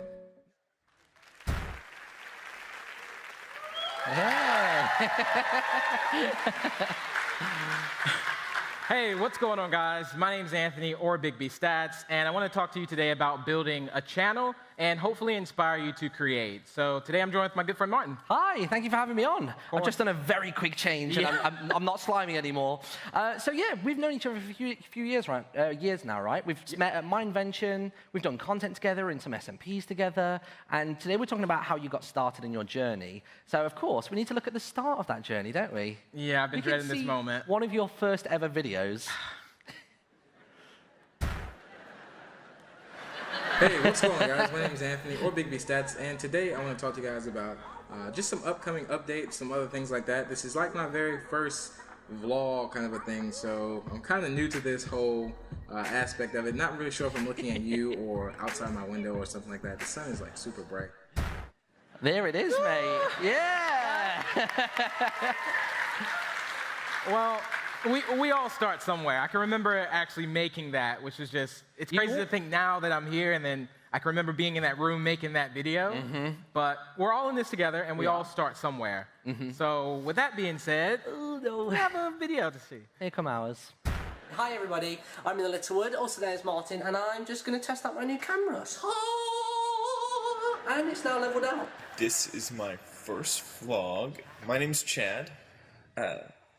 This is my cat. Shameless Kai with another video log. One of my videos has actually hit 1,000 views, which I'm really impressed with actually. Hey everybody, it's Ori, or Aurelian in game as you call me. I just had my 600th tweet, isn't that so exciting? Hi, I'm Minecraft Chick, and this is my very first daily Minecraft video show. I don't even know how I walk. It's so good. I remember pretty much everybody from back then, and it's just really interesting seeing them then and seeing how we've all kind of gotten to here now. So I started because I had a load of different things that I enjoyed doing that sort of fed into YouTube. But how did you start videos? Why? So I started because I've always loved video games. I can just remember being, you know, in my same house. All my brothers were all in different rooms playing the same game on like LAN. Yeah, like a LAN party. I just enjoyed it. Yeah. And I always would also like find tricks in video games. So what I did is I was always looking up tutorials. How do you do this? How do you do that? And it was sometimes explained very long. And then I kind of thought like, hey, this could be explained in like 5 minutes. So I kind of felt that I could do it better. And I kind of took that step and started doing it myself. So you were trying to refine the content that you personally enjoyed. So you weren't doing it for like fame or money or nothing like that. No, not for views. To be honest, I was the shyest person in the room, and I'm still shy now. I'm shy doing this right now. But I love it, and that's why I'm here today. Exactly. You've got to do anything creative because you have a passion for it, not for any kind of alternate reason. Like, I combine passions. Like, at the time, I was playing loads of video games as a kid. I started trying to do some, like, radio presenting stuff, and then I started making videos about, you know, regular vlogs. And I just sort of combined all those passions, because passion just drives everything, doesn't it? That's the key. Passion is so key. And I think if you have passion, then that kind of sparks the creativity. And remember, sometimes it's not necessarily thinking outside the box, but thinking that there is no box and there's no limit to being creative. So just be as creative as you can and just take that step forward and go for it. I think as soon as you start trying to limit yourself, you're kind of like impeding your own creativity, aren't you? Just like be yourself, like just try out different things, see what works, what doesn't. But we need a way of capturing it, don't we? So we need to talk practicalities on making content. With that being said, so every day, I mean, today, everyone has a phone. Yeah, and it has a great camera, great mic. You see this post all the time. Yeah, I see that, but I don't see how you can play a video game when you're doing that. I could play with one hand. No. I think you should pull out something like this. Like, they're pretty affordable, just like little tripods. That's not bad to use. I can remember actually using one of these, and if it didn't match my height, you could use things like books to also match, to make sure it's level with you. Yeah. It's also good. I used to use like books and like plant pots and like, I even know people who use a selfie stick nowadays just like planted in something. It's so smart. They plant a selfie stick. Yeah. And with lighting. Yeah. Now, in our earlier videos, you can see I had too much light. We had a lot of light. A lot of light. But daylight is not bad to use. Daylight is perfect, as long as it's day, of course. Yeah. But a desk lamp is also perfect. Make sure it's not too close, not too far, but just enough to be seen. Dark videos are hard to see, so again, make sure you're seen. You want to make sure as well that you don't put the light directly behind your camera, because otherwise you're going to have like the shape of your phone and you're just going to have this huge rectangle on your face. Like, exactly, it's just a shadow there. Like, yeah. Here's half of me, everybody. Like, is he wearing shades or? Yeah, futuristic glasses. So the camera mic, well, the phone mic is also very good too. You can just make sure you're not too close, not too far. Yeah. Make sure you're in a nice, quiet place. But it can pick up everything, though. Exactly. Like, if you've got like a little brother or sister who's running around in the background, it's probably going to hear them. Definitely. So something like this is really good, right? Perfect. Just make sure this isn't too close. I've also had one of these. I've been through all of this stuff. Yeah. Make sure this isn't too close because, again, you want to be heard, but not too much. Yeah, exactly, yeah. And there's a lot of like little tips and tricks that you need when going into it. Like with audio, it can be quiet and you can always boost it, but getting rid of that, you know, the little crackly sound you hear when it's like too loud. Exactly. Like that's that. So I know that I mentioned earlier I came from radio into YouTube, so I was really unconfident in front of the camera to begin with. Like, did you find the same or? Big time, big time. I'm very, very shy, again, and the one important thing I learned is really looking into the lens. That's very important. We spend most of our days in our room looking into a lens, talking to ourselves. Yeah. But it's fun, and I enjoy it. But one thing I did note that whenever I started doing commentaries early on around that time is that I would just talk. I would just press record and just talk. But I started to stumble a bit, so I started making notes. So make notes. That's so good. That's good. Keeps you on track of your topic. Yeah. You don't really get lost in what you're saying. I just used to talk for the sake of talking, which probably wasn't any kind of value to the video. Like, I'd record for 20 minutes, and I'd go, I need to talk through the whole thing. You don't. But now I can record 40 minutes, chop it down to 10 if I'm doing something that's not so interesting, or even if I just say something that's just like, no one cares about that. Exactly. You can just get it out. And, like, editing is really the magic of making videos. You can add music for atmosphere and make everything kind of a bit more enchanting or intense. But you've got to make sure you can be heard over said music. Don't make the music louder than your voice. Otherwise you'll be like screaming like you're at a concert. Yeah, exactly. No one's going to be able to hear you. So we've started making content. What's kind of next after that? Next after that is just being consistent. Consistency is super important, and consistency builds trust. Yeah. I remember me being a kid, and let's say I would come home every Wednesday, and I knew like a particular show that I loved would be on every Wednesday, 2 p.m. I would expect that, and I trusted that. And on that same note with, like, you know, Saturday morning cartoons, the intro is always the same, and it's always something, like, recognizable. So you've got, like, you know, what's going on, guys? My name's Anthony, or Big B Stats. That was all right. I can do it a little bit better. Was that not a good impression? That was all right. That was good. Fine, whatever. But the key thing about that is it works. Yeah, it really does. That kind of sets me off. Like, when I turn on the camera and I say my intro, that is what really gets me into the zone.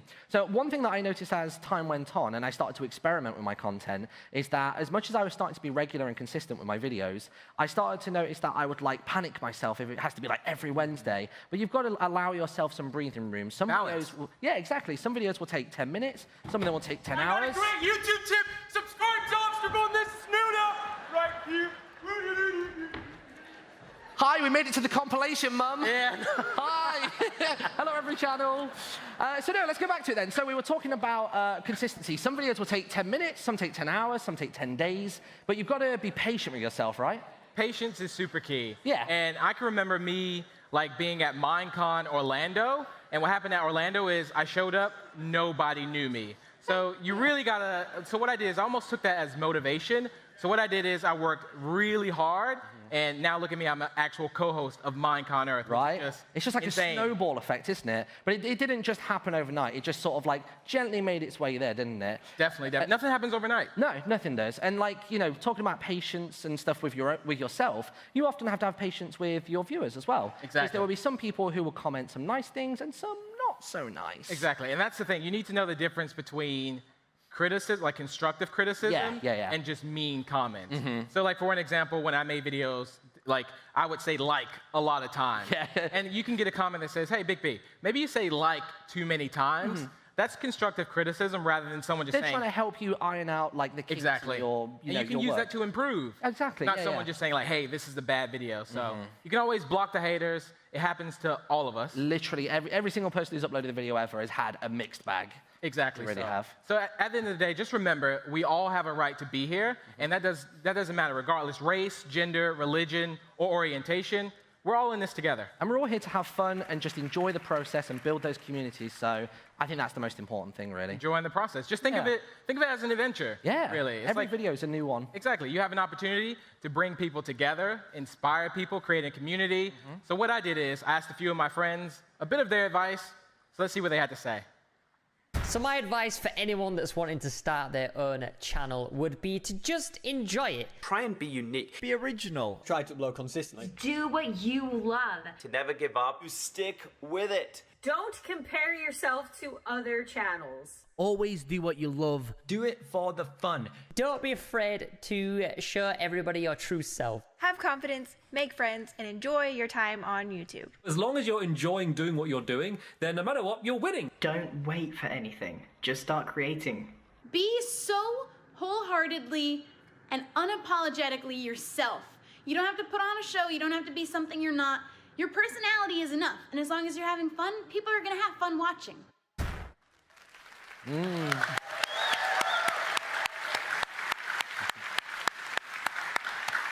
So remember, nothing happens overnight. Be bold, be creative, and most importantly, be you.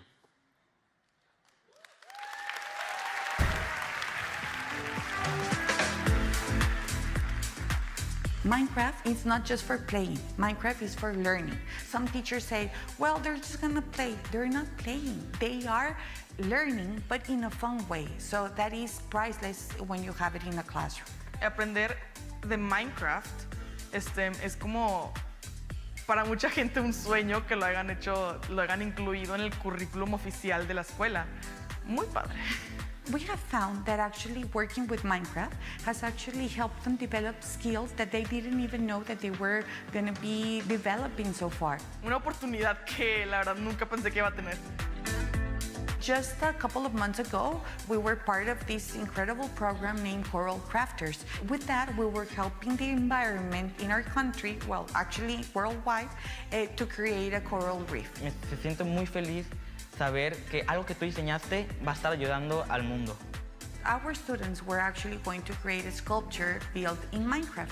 And after it was built in Minecraft, that was then going to be made with an element named Vire Rock, which helps to foster the growth of the coral reef much faster than in regular circumstances. And once it was constructed, now it was going to be placed on the coast of Cozumel. Algo que él y yo diseñamos que va a servir al mundo, algo que lo está ayudando a que viva más tiempo. Es algo fantástico. And for them and even for us, it's amazing that something that they love to use and they like to work around has helped them develop something in order for them to help their planet. And that's what we want to teach our students. It's really incredible to see what Minecraft can do in the hands of a fantastic teacher like Patricia. We have amazing educators across the world using Minecraft education to inspire their students. The first voting poll is about to close. Don't forget to vote and pick which biome gets worked on next. Last year at Minecon Earth, we introduced the features of the Update Aquatic. Since it's been released, it's been one of our most loved updates. Underwater became a magical place where anything can happen. Ah, the ocean. What a grand venue. A vast space of nothing. Peace and quiet. A place for solitude and reflection. Oh well, at least it used to be. Yes, we get it. You're adorable and you can dive. Big whoop. Come on, hurry it up, you dawdlers. I haven't got all day. That's more like it. Majestic. How terribly sad. It appears this ship capsized. Oh good, a survivor. Here's why all those stupid ships sank. Bubbles. That's a creature that resides in the sky. Not very aquatic if you ask me. New ruins to explore? That does actually sound somewhat entertaining.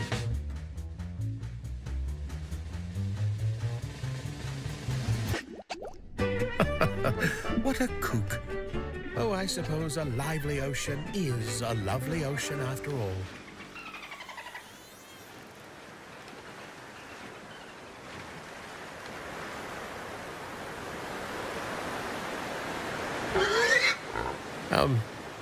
Best of luck to you, little guy. I hope that guy does find his way home safely. We've come to one of my favorite moments at any Minecon. That is the costume contest. And we have here on stage our 3 costume contest finalists. All of these have incredible builds, as you say, when it comes to these fantastic costumes. So first, I have Leo. How are you doing, Leo? Good. And inside of there is actually a person. Lean, how are you doing in there? I'm doing good. Lean! She's having a great time in there. Lean, actually, I heard it's your birthday. How old are you? I'm 11 years old. Well, congratulations. Happy birthday. Where are you guys two from? Where are both of you from? We're from France. France! All the way from France. Was that worrisome traveling with your costume? It was difficult. A little bit difficult? Okay, and I can see that there's some movement. This chicken jockey can flap its wings and move its arms. You're doing great, Lean, inside of there. And what was your inspiration for creating this costume? Well, Minecraft. Minecraft was the inspiration. Good answer. Great job. This is absolutely fantastic. Our next, yeah, give them some love. This is also a costume. Daphne, are you in there? Yeah. Where are you from? Virginia.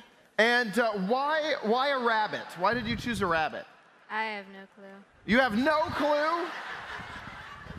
Give us a little bit of a sign that you're actually in there. Can you give us some movement? Now, this is something you would not take like on the street. This is something you just keep at your house. Yeah. Fantastic. And then what does this rabbit eat? What is its favorite lunch? Vegan stuff. Vegan stuff. It's a vegan rabbit. Thank you so much, Daphne. Give her some love. And finally, we have Misha. Misha, where are you from? South Africa. It's a great country. A great country. And is a blaze your favorite mob? Not really. It's kind of annoying. What? What is your favorite, though? Wolf. A wolf? Why did you build a wolf? It was last year's number 3.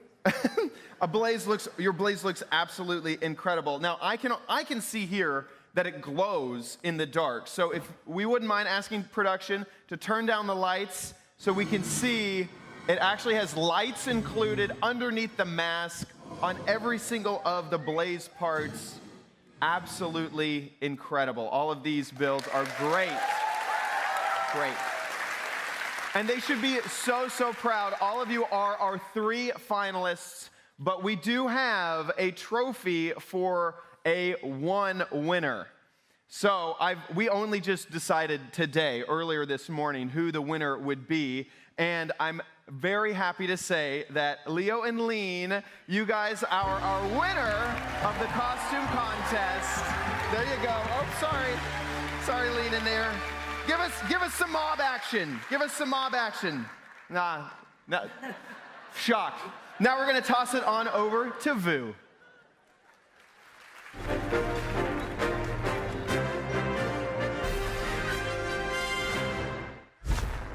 The results of the first vote are in. Now is when we say goodbye to one of the biomes, the one that received the least amount of votes, and move on to vote on the final 2. I would ask for a drum roll, but I'm far too excited to wait. Drum rolls can sometimes feel like they go on for ages. Meanwhile, all you really want is to hear the results. Why spend all that time making meaningless noise? Just give the people what they want. At least that's what I say. Oh, what the heck. You know what? Drum rolls are cool. Drum roll, please. And the biome that will not be updated first, the one with the least amount of votes, is the desert. Sorry, buddy. Better luck next time.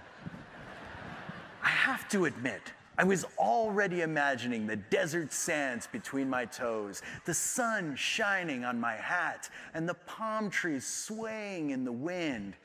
But oh well, desert's out. Let's have a look at the 2 remaining biomes that you prefer over the nice, warm, vacation-y biome that is the desert. Are you the type of player who likes to play it cool? Do you enjoy the sweet taste of berries and rich but sometimes dangerous wildlife? then you'll love the taiga and its sizable fox population.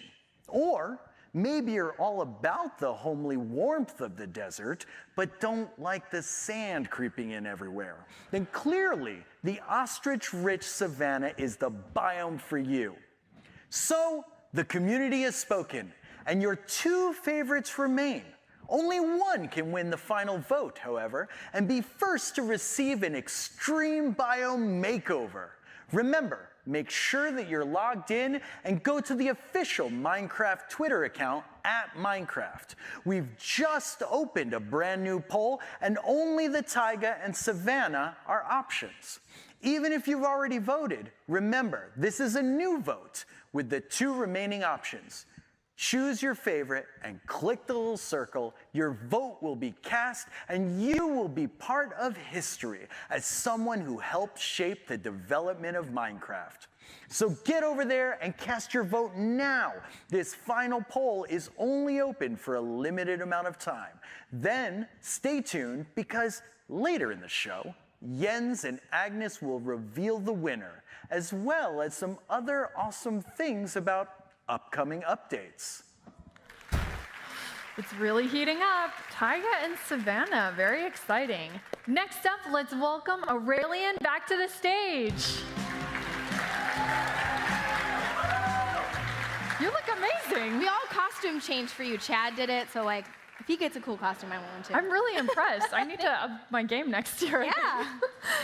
You might not all know this, but Aurelian and I met back in 2013 at Minecon in Orlando. Yep. And since then, we've become friends. We've made videos together. Sang in one. We sang in one together. And now we get to share the stage at Minecon Earth. It's really crazy because I don't think we would have met otherwise without We wouldn't Minecraft. have at all. I know that it's really important to you, but how big of a role has Minecraft played in helping you form friendships? So basically, I'm here because of Minecraft. The friends that I've met, the people that encouraged me to get into YouTubing and making videos and live streaming, and even all the way up into the job that I have today, is all because I started playing Minecraft way back in 2011. That is really incredible. So what are we about to see? So we talked about being friends and making friends. There are people from all around the world of all different backgrounds who come together and play Minecraft together and become friends. So I brought 3 sets of friends to Minecon with me, and we're gonna actually see how much they know about each other. Okay, amazing. Yeah. Let's get into it. Take it away, Aurelian. Thanks. Before we get started, though, we are going to meet our contestants. Hello, contestants. Hey. Hello. Hi. Hi. Are you guys excited? Yes. Super excited. Good. Well, let's start with some introductions for all 3 sets of you. Ifat and Anat, you guys run Toya, which I actually got to play one of the maps that you guys made called Gorilla Adventure, where you highlight the adventures of a woman named Diane Fossey. What inspired you to do maps like that?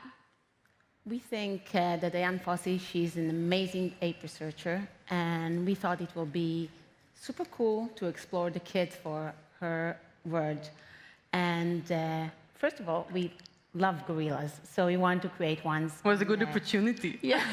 Good reason to make a map, right? Minecraft, and especially the baby ones, which are super cool. They were so cute. Yeah. So that's. And we're a female-led studio, so we do worlds and skins on the marketplace, and they're all inspired, you know, by the achievements of amazing women who changed their world. So we want the girls to become the heroes, just like boys can be heroes. So this is what we do. That's awesome. We are so excited to have you guys here today, and we're going to learn a little bit more about you later. But our next set of contestants, CPK and Lauren Z-Side. Hello. Welcome. I am personally really excited to have you guys here because aside from me, my daughter actually watches your videos because you guys get to make Minecraft content together, and that's pretty rad for people who are friends, right? It is. It's amazing. So where can people find you two making videos?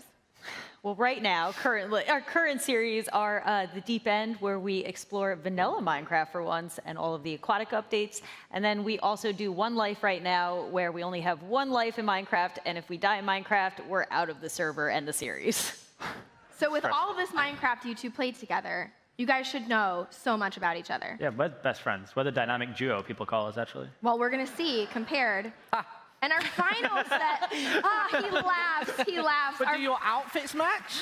Kind of. Oh, yeah, I guess oh, yeah, there's a trend. Never mind. I'm going to take a point away already. That was What? not Thank good. you. Oh. Actually, we got to learn a lot about your friendship earlier in your segment, but a lot of people may not know that Martin and I actually go way back, and Martin is the reason why I'm here today, because I was out looking for people to say, come play on my Minecraft server, and I messaged you on Twitter, I think it was, and you were like, yeah, cool, like, let's do something together, let's live stream. I didn't even know that there was a whole world of people that, like, made videos and people who watch videos, because I was just alone playing Minecraft. And so you got me encouraged, you taught me, like, pretty much everything I know, and now we're here. That's a big claim. I know. I'm basically responsible for Aurelian, apparently. So when things go wrong, it's Martin's fault. My fault? I'm down 1 point and everything's my fault. Check. But I love you, and I'm glad you're here. That's fine. I can deal with that. All right, let's get started. So before we came here to Minecon, we actually asked all 3 sets of friends some questions about themselves, about their experiences in Minecraft, and about the things that they like. And so now we're going to go group by group and see how much you know about each other. Ready? You think you're going to do good? Yeah. Sure. Perfect. Yeah. Okay, we're going to start with you guys. Ifat and Anat, we asked Anat what her favorite memory of your friendship was. What do you think she said? This one is easy. It's easy? Okay. Yeah, I think so. Way back in like 12 years ago, we were working together and we actually gave birth in the same day. You had your babies on the same day? Not the same hospital, but... Not the same hospital. I mean, so you guys like worked together, you were friends together, you had your babies together. Is that the right answer? That's so easy. It's so easy. You gave birth on the same day. That's incredible. So you guys are 1 for 1. Callum and Lauren. How do we follow giving birth? How do you follow that? You can't. You can't. You can still get this question right, though, okay? You may not be as good friends, but you can still get this one right. Callum, we asked Lauren to describe herself as a Minecraft block. And what do you think she said? I think this is what I would describe her as, so I hope she thinks the same. Okay. I think she's a little diamond. Aww. I thought you were going to be mean and say, like, dirt or something. I would never do that. What did you say? Obsidian. Oh! Why obsidian? What does that mean? Because it's purple. Come on, Callum. Yeah, okay. Okay, so you're all wearing purple. You know, well, it's an honorary point because it was very sweet. Yeah. Very good friends. Yeah, that was very We'll take it. Martin and Bigby. Yeah. Yep. We once sneezed at the same time. Just want to put that And one out. cough. And cough. Yeah, That's and not cough at the even same time. close. That's not even. That's all we've got. Yeah. And no one can prove that's true. Anyway, Bigby, we asked Martin if you were to play a round of Minecraft survival games with your wonderful co-hosts, who do you think would be left standing? Well, So who do you think Martin would say is left standing? well, it wouldn't be you. Well, What did it? what? No, it would be me. Now, I feel like we should still get a point because the words match. Right? Does that count? I think that's pretty good. I actually meant you, so. Oh, did you? No. Oh, I never meant you. That's fine. You guys think the same. Yeah, So there's like a pretty much. benefit to that. So Eva and Anat, you guys, we learned now you gave birth together. You guys have been friends for a really long time, but how did you make the transition into being friends to starting to make Minecraft content together? What did that look like? So I think we wanted, our kids to have equal opportunities as they grow up, and we thought that Minecraft is the perfect game to do that. Wanted to do storytelling and adventures, so it was just, a reunion and a connection. Yeah, we just went ahead and did that. And you have to be the coolest moms because you guys make Minecraft maps. It's pretty awesome. I hope you need to ask our kids. I'll ask you after the show. You should ask them. We will for sure. Callum and Lauren, That's us. you guys were friends before or after you started making videos? Because of. Because of. So, like, how do you just randomly message someone and be like, let's make videos? I think that's- How does that happen? That's like the hardest part, right? But like we Yeah. had mutual friends and we were on some series together and it just kind of came to a point where like, hey, should we try filming? And like I'd seen a bunch of Lauren's videos. I think we have a really similar sense of humor. And then she agreed to make some videos with me and then that means we're friends and now I just won't let go. So You're stuck as friends for forever. that's how it works. That's amazing. Martin, baby, I don't have any questions for you because We're seen old you news. so much in the show. We love you, but we already know. It's Okay. great. Okay, we're gonna do one more round. Okay, this is your chance to redeem yourselves. Okay. Okay. All right, we'll start with you guys again. Anat, we asked Ifat which hostile mob she would keep as a pet. So which mob? That's difficult. Okay, so if we would have hostile cockroaches, I would go for them. Okay. But we don't. Okay. So I'm gonna go for spider. Okay. Because even if we have them in the studio, the real ones walking around, she would just go pick them out, set spider. them free. Okay. The other one is screaming on the other side of the room, So- but I would Spider. So she said spider. What did you say? Spider. Spider! Yay! already won. That's easy. Oh, that's awesome! You guys are 2 for 2. Yes. No one can beat them. No. I just want, they're like my From the new start. favorite set of friends, so there's no choice. We'll see. You guys can pick this up now, okay? Here we go. Lauren, we asked Callum what his biggest fear was in Minecraft. Ooh. Wait, what's that Lauren, look for? Lauren, well, let's see what Lauren. well, it's- Lauren, what did you say his biggest fear in Minecraft was? I really wasn't sure, so I said witches because they're pretty terrible. Witches are terrible. Callum, you have this strange look on your face. What did you say? I got the question wrong. What? What? So I thought it was in my life, so I put failure.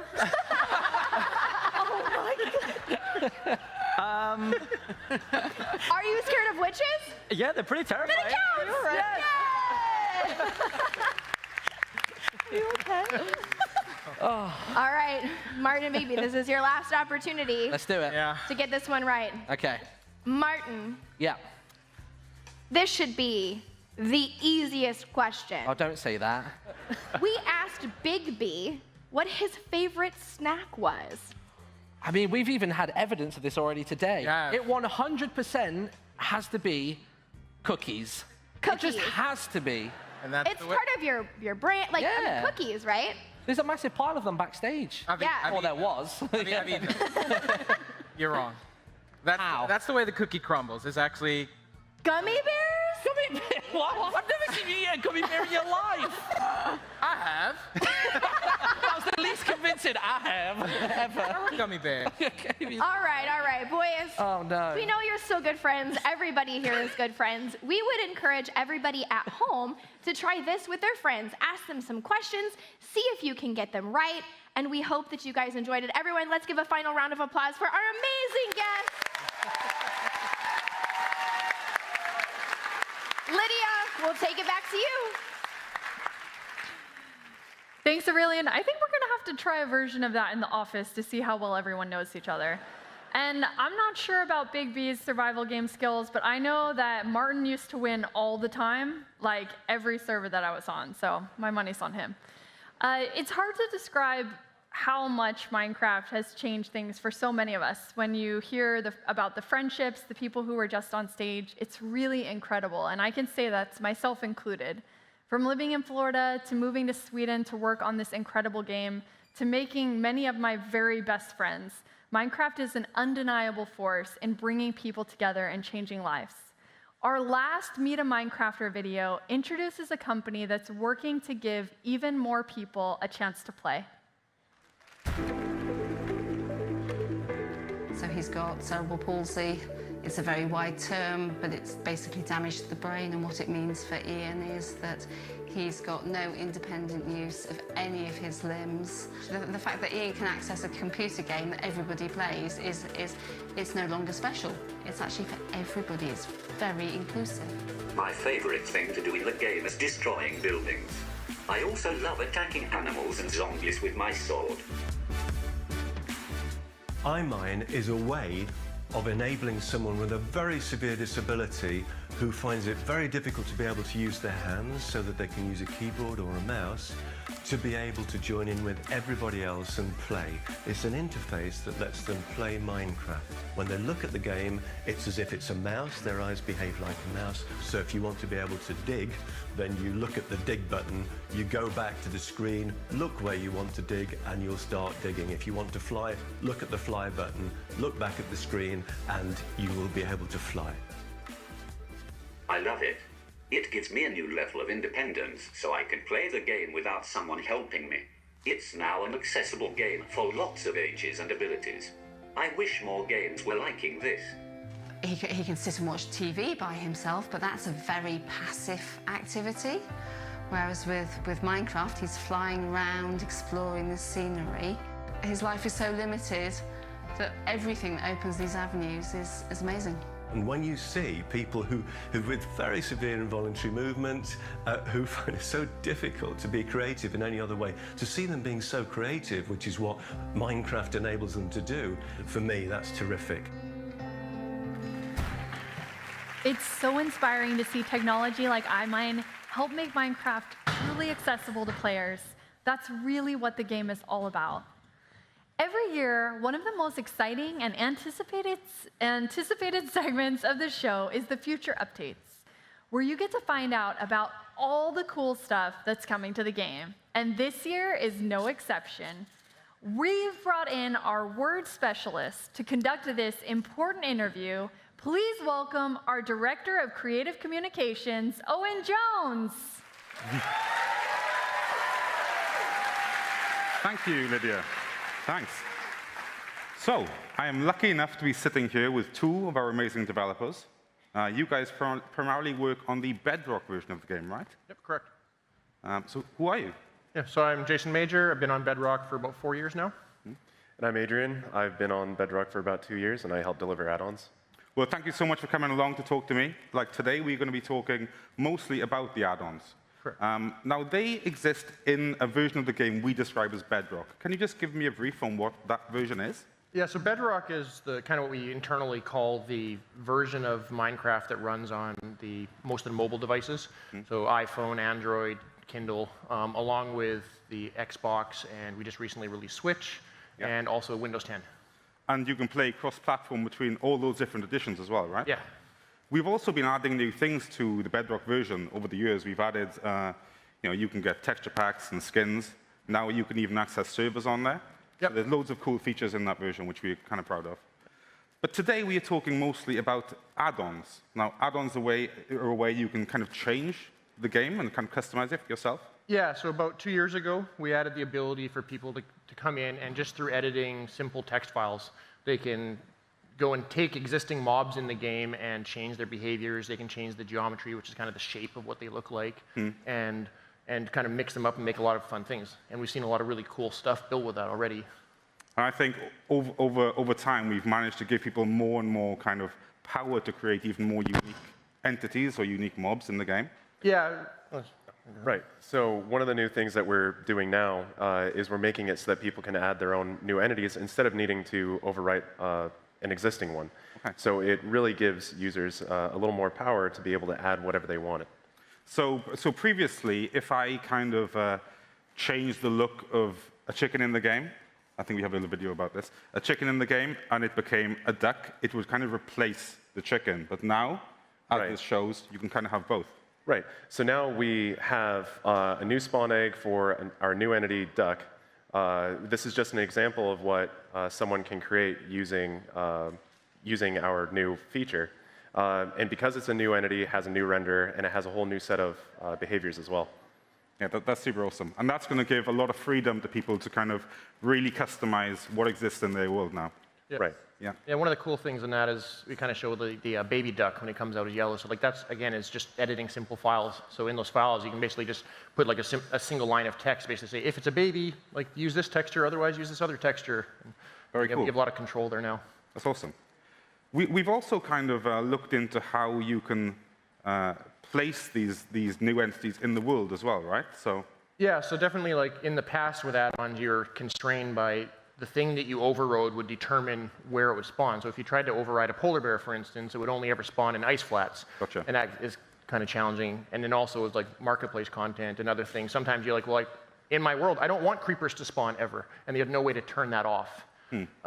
So what we've got now is we have another data-driven text file way you can kind of specify, like, this thing shows up under these conditions in the world, so these sort of biomes or this lighting levels and stuff like that. You can even say things like, this thing's more likely to spawn in the rain and stuff like that. So I think you have you guys made a scorpion, right? Yeah, so it's got just kind of wandering around the desert, encounter this little guy, so it never spawned him myself. And He's got some bigger friends. I mean, you can see the kind of power of the add-on there. I mean, you can make something kind of pretty much unique. Correct. Yeah. And here you can spawn them without using spawn eggs, that's right? This is another new feature we're adding? Right. So in addition to getting a spawn egg, we also, when you add your new entity using just a JSON file, it hooks up to the commands. You can use it in spawner blocks, everything. That's awesome. Very, very cool. So we've been talking a bit about the kind of functionality of these new entities, which is obviously really cool and really valuable. But we're also trying to change how people can visualize their entities, how they can affect how they look and feel in the game also. Right. So something that we've done is we've made it so that in addition to just adding a new entity, we didn't want to constrain the users to using any of the animations that exist with vanilla entities. So you can specify, you can add your own new animations, mix or match existing ones. And so that's something that we see with our next guy here. Yeah, so you made a kind of skeleton kind of beast guy here, we can see. Yeah, this one was a lot of fun because we actually got, like, we wanted to show off something that is obviously not using existing animations in the game. So he's got his upper torso, he's got his rear up animation, kicks at you, and stuff like that, which is obviously new. So we can see this is kind of the body of a horse, the torso of a skeleton, and kind of new animations. Yeah, I like to call him the Skeletor. Yeah, yeah, of course. Cool. I mean, this all looks really interesting. I noticed you guys are making kind of scorpions and skeletons and stuff. Have you thought about making any kind of nice, cute mobs in the game yet? Yeah, the next one has something that I personally think is really cute. They're kind of small and furry. So this first guy, he kind of brings them up. But there's the little cute guys. So you got the nice little spiders that I added in. I think they're super cute. They're not cute. And then, but this whole video is just kind of showing the power of what you can actually build when you pull it all together. So we got custom animations, custom rendering of these guys.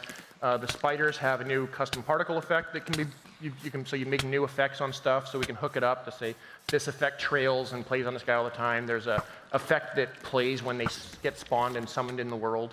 And yeah, you can just kind of see that, like, you basically made like a little mini boss type, pretty crazy mob. Yeah, it's amazing you can kind of pull that off just by using text files, you know? Yep. Are there any limitations to how add-ons work at the moment, though? Yes, so similar to with add-ons before, you're still limited in just using the existing behaviors in the game. So the things that the vanilla mobs can do, for the most part, those are available to you. But if you really want to do something completely unique that no mob in Minecraft has ever done before, then there's still some limits. So we are actually announcing that we will be having our long-awaited scripting tech preview. So that'll be coming out this year. The focus for this preview is more around...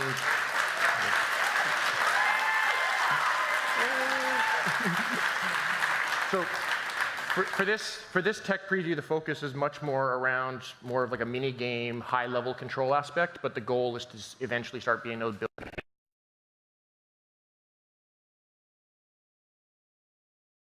on. That sounds fantastic. I mean, we can tell people are really happy about that, so that's awesome. And when can players get their hands on these new add-on features? Yeah, so the stuff we've been showing today is we will have that out in a beta in October, and we will have it available for everyone on Bedrock later this year. Fantastic. Thank you so much. That's really awesome.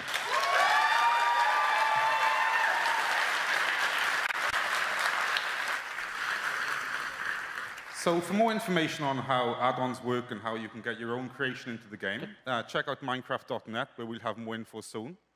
But for now, I'm very proud to announce that I have two very special people coming on who've been working on the next major Minecraft update. Please welcome Jens and Agnes.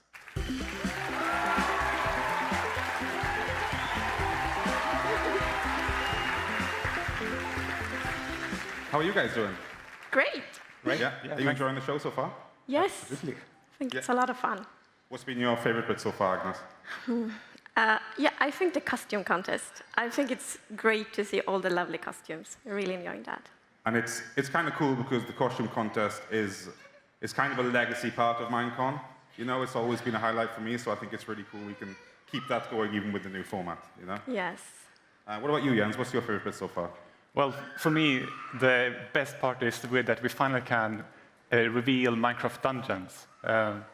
So I'm really looking forward to what people will think about it. And I already checked a little bit of the comments, and people seem excited and curious, to say the least.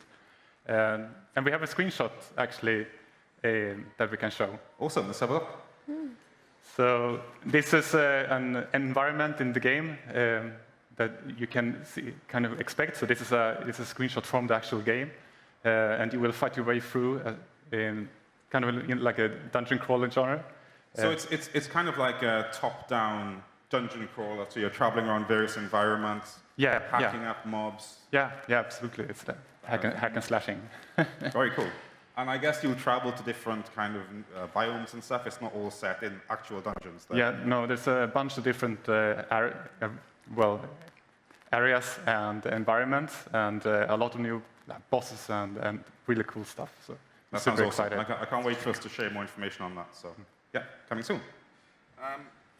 Okay, so let's talk a bit more about the core game, about Minecraft itself. Now, you guys have obviously been working really hard on our next major update, and I'm sure people will be extremely excited to hear what we've been working on. So what's the deal? Yes, so we always try to find like what's a good theme to update next, and this is something that haven't been really improved a lot since its original implementation almost 7 years ago, actually more than 7 years ago. So the theme this time is going to be village and pillage. Okay, awesome. Yes. So, I mean, it's been almost like 7 years since you've done a dramatic change to the villages, I think, when I checked the Wikipedia recently. So it's pretty amazing we're finally doing that. Yes. Agnes, tell me a bit about what we're actually doing with the villages. How are we improving them? We have done a lot of things, but one thing is that we're updating the architecture for all villages. Cool. So the villages themselves will have different looks depending on the biome. That's right. Yes, that's right. And I think yeah, we have a video to show off some of how that might work.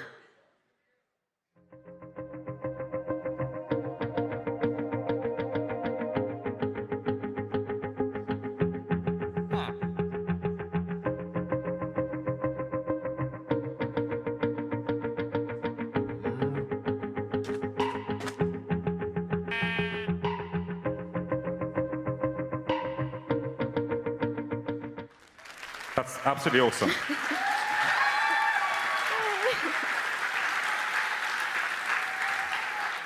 So we can see the actual architecture of the villages is influenced by the area it's in, and the materials maybe, yeah. Yes, yes. So all the architecture is adapted to the biome the village is in. So we try to only use material from that village, and we try to adapt to the climate. So you saw in the desert, the roofs are flat because it never rains in Minecraft deserts. It makes a lot of sense, but for the plains, it's a bit steep roofs, for example. Very cool, and we can share more on that soon as well. That's awesome. We've also been looking into the inhabitants of those villages themselves, right? Yes, and they will get new fancy skins. Okay, let's take a look at those.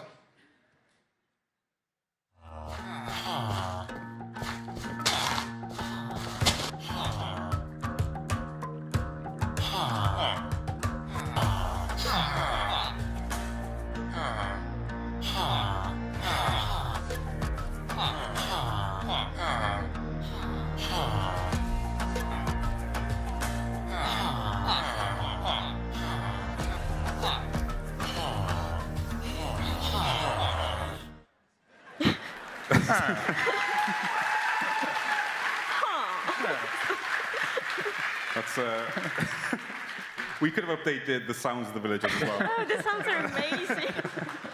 But that's awesome. Tell me a little bit about how that works. Oh yeah, so the skins are biome dependent, and they also get unique details depending on the profession. So yeah, there will be lots of different variations. And we also do other things to villagers and the village mechanics. For example, we want the villagers to be more intelligent. So we'll have like a schedule, going to the work, going to a meeting point and stuff like that. And we are updating the trading as well. I mean, that sounds amazing. So basically, everything about the villages is going to have more life, feel more unique, Yes. and kind of more consistent from the villagers themselves to where they live and how they interact with the player. So that's awesome. Okay, so we've talked a lot about the villages. We've talked about these cool, nice features. But Jens, you said it was called the Village and Pillage update. Yeah, exactly. And I should mention that one of our principles is that it's up for the player to build the world. So even though the villagers will be more kind of intelligent and have more of their purpose regarding their profession, it's up to the player to make sure they have a good village to live in. And there's more reason for this now, because in addition to improving the villagers, we are also introducing raids. So it gets a little bit complicated, but we have villages, villagers, illagers, and now we're introducing the pillager. Okay, cool. And we can take a quick look at what those guys get up to. Let's check it out.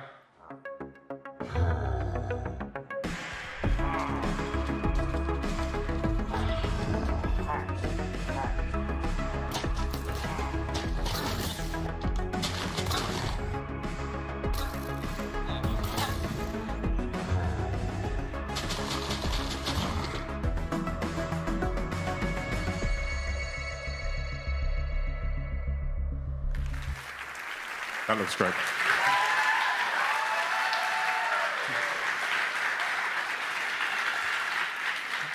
Yes, so as you can see, the pillagers are wreaking havoc together with this new monster. And this thing is currently, we refer to it as the illager beast. It will join the raids and is really, really tough. So it's quite a challenge to take down. It seemed to be smashing its way through the whole place there. Yeah, absolutely, yeah. And so these raids will attack villages and you will have to defend against them. And I also want to say, like, the illager beast, if you have a name suggestion, I'm all ears.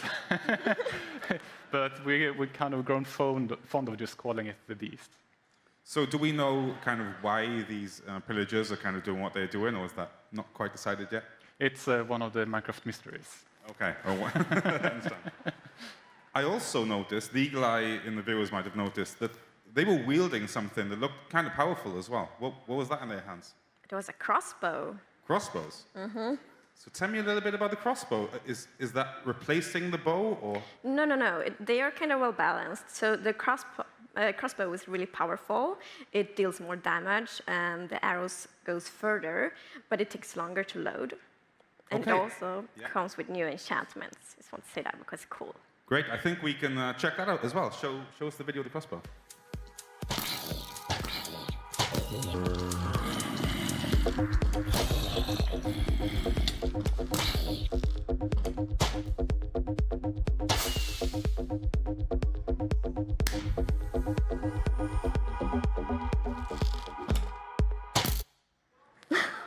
Very cool.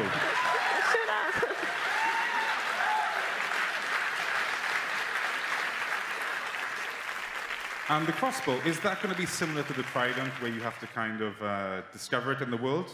Or? No, you can craft it. Cool, so that's a craftable item. Yes. And say the kind of multi-shot thing there, that's how the enchantments work with the crossbow? Yeah, that's one of the enchantments, and we have fast load, and there are also another one. More to come. Okay, More to come, yes. Yeah. Cool. So, I mean, this stuff all sounds absolutely amazing. Can you divulge when players are going to get these features? So the Village and Pillage update will officially come out early next year, but we are in the Java snapshots. You will be able to try out some things in the experimental phase, but we'll also release some features before the holidays. Okay, some of those features or some. No, so first of all, we're gonna introduce cats as their own mob instead of being ocelots. Yes, so we thought that ocelots and cats are amazing, so they deserve to be their own mobs. And we have done lots of updates to the cats. So there will be stray cats walking around in the villages, and you can have them as a pet, and they can bring morning gifts. And also, the phantoms are really scared of cats. What kind of gifts do the cats bring you, like diamonds and stuff? Not really diamonds. This is a secret, but not diamonds. Okay, cool. More cat kind of gifts, you know. And I can see here, so you've updated the, I mean, we used to have 3 cat skins, right? Yeah, exactly. So we are going to add more skins for the cats, and we thought it was funny to have 9 skins. And as you may know, one of the original skins, the tuxedo cat, was based on my wife's old cat, Newton. And you can see the big question mark here in the middle that we are going to ask the community to submit pictures for their cats and have kind of like a competition. So one community member is going to have their cat immortalized in Minecraft. So they can get their real-life cat, then we're going to make it into a Minecraft cat, and that'll be the 9th cat skin in the game. Exactly. So there will be more information about this, exactly how it's going to work on Minecraft.net in a few weeks. Okay, that sounds amazing, and that's a pretty cool prize, I think.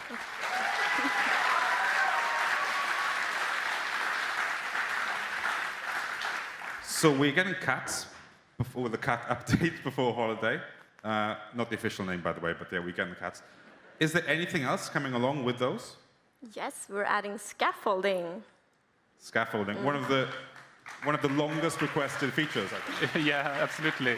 I remember already back in Minecon Las Vegas, which was also 7 years ago, during the Minecraft Q&A, people requested scaffolding. So yeah, it took a little while, but finally. Just 7 years, it's fine. So how will the scaffolding work? Yeah, I mean, the purpose is, of course, to make it easier to build, so we maybe not need all the weird dirt constructions to build anymore. So, for example, it will be really fast to climb up, and if you remove the bottom part of the scaffolding column, everything will break. So it's also really fast to remove it when you're done with your fancy building. That sounds great. So it's giving players just opportunities to make builds quicker and easier and kind of get to the good stuff quicker. Yes. It's cool. And what's it going to be made out of? How do I craft scaffolding? They are made of bamboo. Ah, so a new item, a new block in the game. Yeah, and I mean, it's a new bamboo, so there will be like bamboo forests and stuff like that. And what else do you use the bamboo for? Well...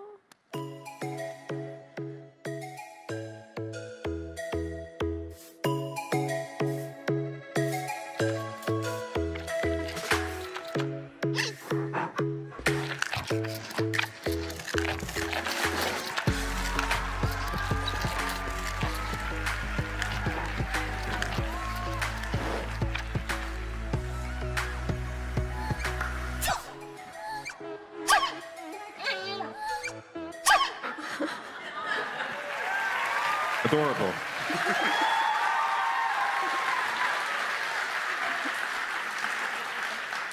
So I think that's pretty obvious that we're bringing pandas to the game. Agnes, tell me a bit about those. Yeah, I mean, like a big thing with pandas are they are cute and they are a bit silly. And we also really wanted the players to connect to their pandas. So we thought that if we add like different like personalities or traits to them, you will feel like your panda is more unique. So we did that as well. So in the video you saw like there was a panda with red eyes. That's an aggressive panda. You should not hurt an aggressive panda. Well, you shouldn't hurt any kind of panda. But of course not. But don't hurt pandas. But but the aggressive one will probably be a bit upset about it, extra upset about it. And what other kind of traits can the pandas have? They can be, for example, lazy and playful. And then, yeah, I heard rumors about one that actually is a brown panda. Very rare. Okay. Mm-hmm. That sounds amazing. I mean, what made you think to include pandas in the first place? So when we have we essentially have like creative workshops when we try to list what we want to include in the next update. And since we have such a huge community in China with over 150 million registered players, we invited our partner NetEase to give us the feedback from the Chinese community and what they really wanted to see in the game. And obviously they picked the giant panda. And we sent our sound engineer, Samuel, to China to record the actual sounds from the actual pandas. And we actually have a little, we documented that trip, so let's take a look at that. Absolutely. 模样非常重视中国的 Minecraft 玩家，在一次沟通中，有提到是否把中国的特色生物加入到 Minecraft 中，而我们第一个想到的就是国宝大熊猫了。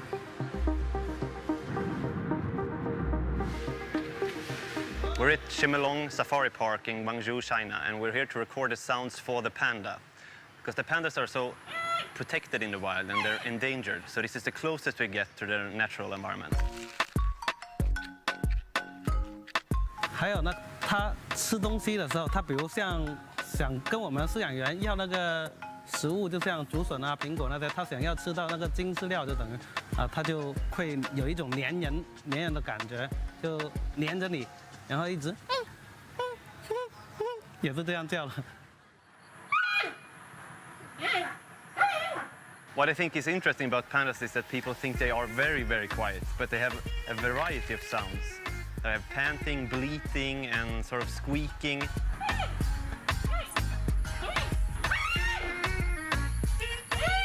So I'd like to capture all of them and incorporate them in the game, of course.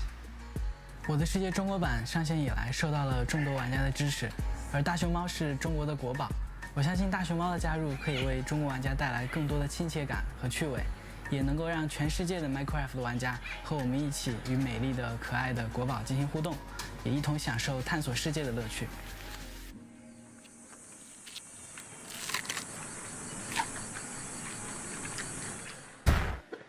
They're so cute.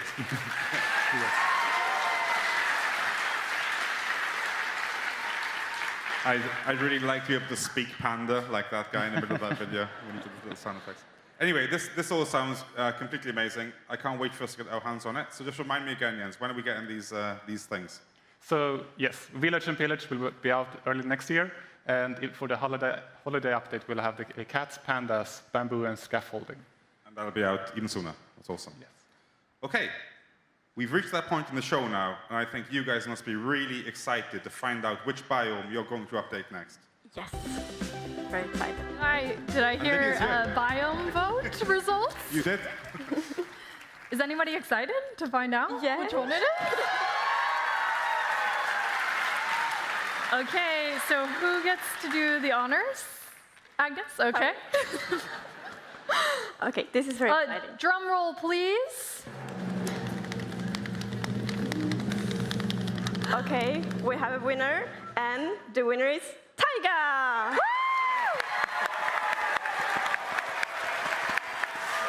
Tiny Agnes and Jens are very excited over there. Yeah, we are. And the foxes are super excited. Are you excited about updating the tiger? Absolutely. It's going to be fun. It will be a lot of fun. Well, thank you so much for sharing all these updates with me and for sharing what's going to happen to Minecraft in the near future. Let's take a quick look at the recap and see again what's coming to Minecraft soon.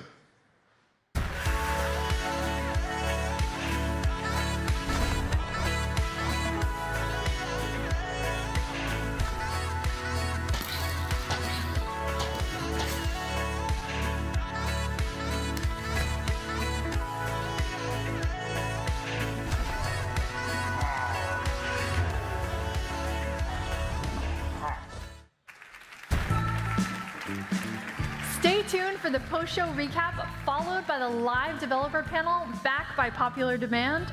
And we also have amazing community panels going up on our YouTube channel after the show.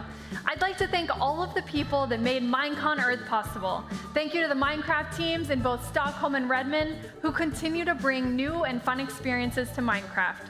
To the Minecraft Dungeons team, congratulations for sharing the first glimpse of our exciting new game. To our special guests and panelists, to Kate the Chemist for blowing up our stage. And a huge thank you to my amazing co-hosts.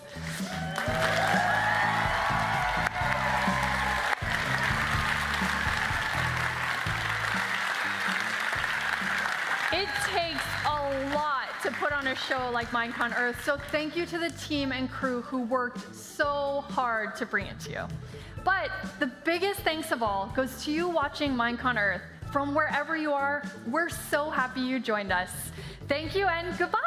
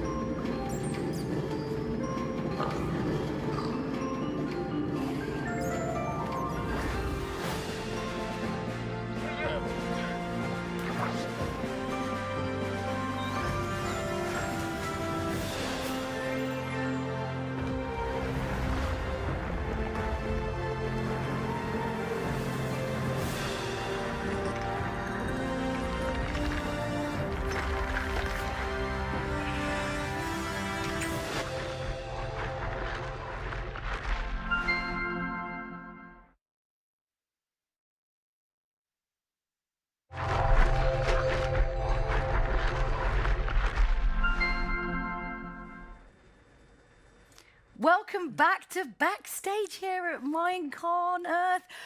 That was an incredible show. I have to say, this is going to be really hard to fit into 15 minutes. We were just talking about this. So I'm joined by Ren Dog. Hey, how you doing? I'm freaking out right now. How are your notes there? Because mine have just like gone a bit big. I've got lots of scribbles going on here. There is so much amazing stuff coming out. There's a lot coming up. It's crazy, you know. And also we've got Stress Monster who's here with us as well. Right. How are your notes? My notes I try to remember. I've put them over there, so I'm trying to remember them up here. It's all right. We'll go through. Well, I don't even know if we can get through all of it. No, there's so much. It's crazy. We were kind of watching it together here in the backstage studio, and like every 3 minutes, you guys were like, what? Yeah. Yeah, we got a bit overexcited. Yeah. No, like it's good, but it was kind of like back-to-back announcements. So I suppose we should probably start off with what was your favourite one? What was the kind of biggest one that you saw that you think like, oh yeah, I'm totally down for that. That's totally my jam. Well, you know, 5 days ago, I was Okay. playing on the Hermitcraft server with my fellow hermits. DarkM77 and I were making a stock exchange. Of course. Escal85 and False Symmetry are putting a bikini on it. Standard. Right. Okay, I was with It happens. exchange. Yeah. Now I'm here on a couch and I've just seen a giant land beast decimate a village. I mean, Wow. that has got my blood flowing. That looks awesome. That looks amazing. Yeah. Yeah. What do you think? Terrifying. I'm scared of that. But the crossbows, like, I'm so excited for the crossbows and like the multi-shot. That's just. There were some exciting little squeaks and yelps that came out when they both saw the crossbow. There's been some strange noises all around. Frankly, over the entire show. Okay, so we've got that, but I mean, okay, I'm going to have to look at my notes because there's so much going on. Okay. So, okay, let's start off with the biggest announcement. So, Minecraft Dungeons. Oh, Wow, that looks super fun. Yeah. mind blown. Yeah? What are we thinking? I love the fact that it looks class-based, like there was like a magician or a wizard type thing. I thought that's my role. Yeah. Yeah. That is When I your play, jam. That is mine. That is your jam. I mean, I'm a big RPG fan, a big Diablo franchise fan, and that to me looks like we now get to be a wizard or a soldier of some kind in Minecraft, Yeah. get to go into scary dungeons and slay some seriously scary beasts. I'm a little bit overexcited about this one. I can see that. The couch is moderately vibrating underneath you as you talk about it. Let's be honest. Yes. Oh, Yeah. God. So let's also talk about, we had some like amazing game shows in the actual show as well. I thought they were brilliant. This year was so good. Loving the slime. The slime. We should have more Yeah. slime. More I think. slime needed, poured on top of people. Can you Like, suggest that for next year? They were perhaps? just covered in it though, and then it was all on the floor. Got to feel sorry for the person who's like clearing that up. Yeah, yeah. They did put a bit, I think, a bit of a tarp down there or Oh, right, something. okay, I think. fair enough. Yeah. Because the science experiment was like one of my favourite yeah, things. Like, yeah. how do I do that? How much trouble am I going to get into if I do that in my flat? Well, if you do that at home, it's going to be all on the ceiling. But what a magical few moments for basically a month of my flatmate being really cross with me. Yeah, it was good. We don't recommend you do this at home in any way, shape, or form, just so we're clear. I particularly enjoyed watching the boys and girls playing with the little fluffy squares. Oh yeah. The pixel stuff. I mean, trying to make a house in 3D in under a minute, kind of tricky, you know. That was quite hilarious. Yeah. I would have just made the 2D. recipes in Minecraft, you know. Yeah. You know. There's something about suddenly bringing it into the real world where you spend all Yeah. your time in Minecraft. You're like, wait, how do I? Hang on. Yeah, how do I do that? Do this? I mean, I know how to do it in Minecraft, Yeah. but this feels very different. I have a question about the slimy bit. Okay. Were those real fish? No. No. You can't use real fish. What kind of like a humane trout? society? No. You know, and a salmon, casual salmon. I don't think they were real fish. Okay. I think they were just like, they looked really real because they were Yeah. kind of covered in slime. I'll retreat back into my imagination. No, that's fine. It's good that they look real. They fooled you, so that's job well done. Well done, crew. What was the other thing? Oh, I really loved when we had the kind of like tutorial of like how to do YouTube videos, but we had that where everyone kind of, they cut back to like everyone's first video. Oh my God, Martin, my God, you look about 10. It was amazing. It was very cute. Yeah. The cuteness level of Minecon 2018 is definitely through the roof, guys. I mean, it is. It is insane. Those cats. Yeah. I mean, Good Times with Scar is literally freaking out right now. Good time is Good Time with Scar cat jelly. We need that. Yeah. Can we get a jelly? We need a jelly. I don't know. I really liked because I think sometimes people are a little bit scared to try something and to start something, especially with something creative. And like, you know, Minecraft has so many like incredibly talented creators out there. It's almost crazy, like if I was sitting at home and I was going to do that, I'd be like, what's the point? Like everything's really, really good, and like what I'm going to make is not going to be good. So, but it's more about, I think it must be the same for you guys. It's just you learn through doing. You learn through just deciding to make content, and then you get better. You're never great at nobody is great at the start. If I showed you my first ever TV thing I ever did, it's so cringe. I would literally shrivel up into a black hole and suck in the rest of this room. It's so awful. But you know, I mean, when you think about when you look back at like some of your early stuff, was it cringe for you as well? I mean, the cringe levels over 9,000, my dude. Do you actually go and look at it? Like, I try to steer clear. I'm like, I don't really want to go watch back. it at all? No, I don't want to. But I didn't have my face on anything. Well, I still don't. But yeah, like I can imagine for people that actually have their faces on it as well, like just seeing how much like younger you were, like you said before. Do you remember the past? Do you remember the old times when you were young? You remember back in the day? Oh, back in the day, yes. We didn't have diorites and better days.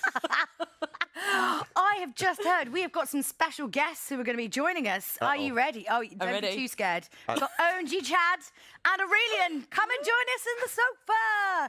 You made it. Hello. All the way backstage. Grand to be here. Come and sit down. Hello. How was that for you guys? Was that intense or what? Incredibly intense, but so Show me your hands. Are your hands like... Well, the hard part's over now. No, but I wonder if any kind of like residual adrenaline like still pumping around your system. We had like a really quiet moment backstage as they were kind of doing the recap, and all of us started to get kind of emotional. So I think all of those nerves like got out of the way there because we've been here for 6 days prepping. And on top of that, months beforehand, we did meetings in New York. We did meetings in Sweden. Oh, you're just so jet set. So jet set. Just chuck it in there. Oh, man. We met everybody. We did all of the things. There were so many celebrities. So bad. Life is so tough right now. I was only in business, not in first. It was horrible. But I really want to mention that to let people know that, like, the Minecraft team really cares. I mean, they have been focusing on this. It wasn't just a thing they threw together this weekend. I mean, we have been working on it, and they came to us and we pitched ideas.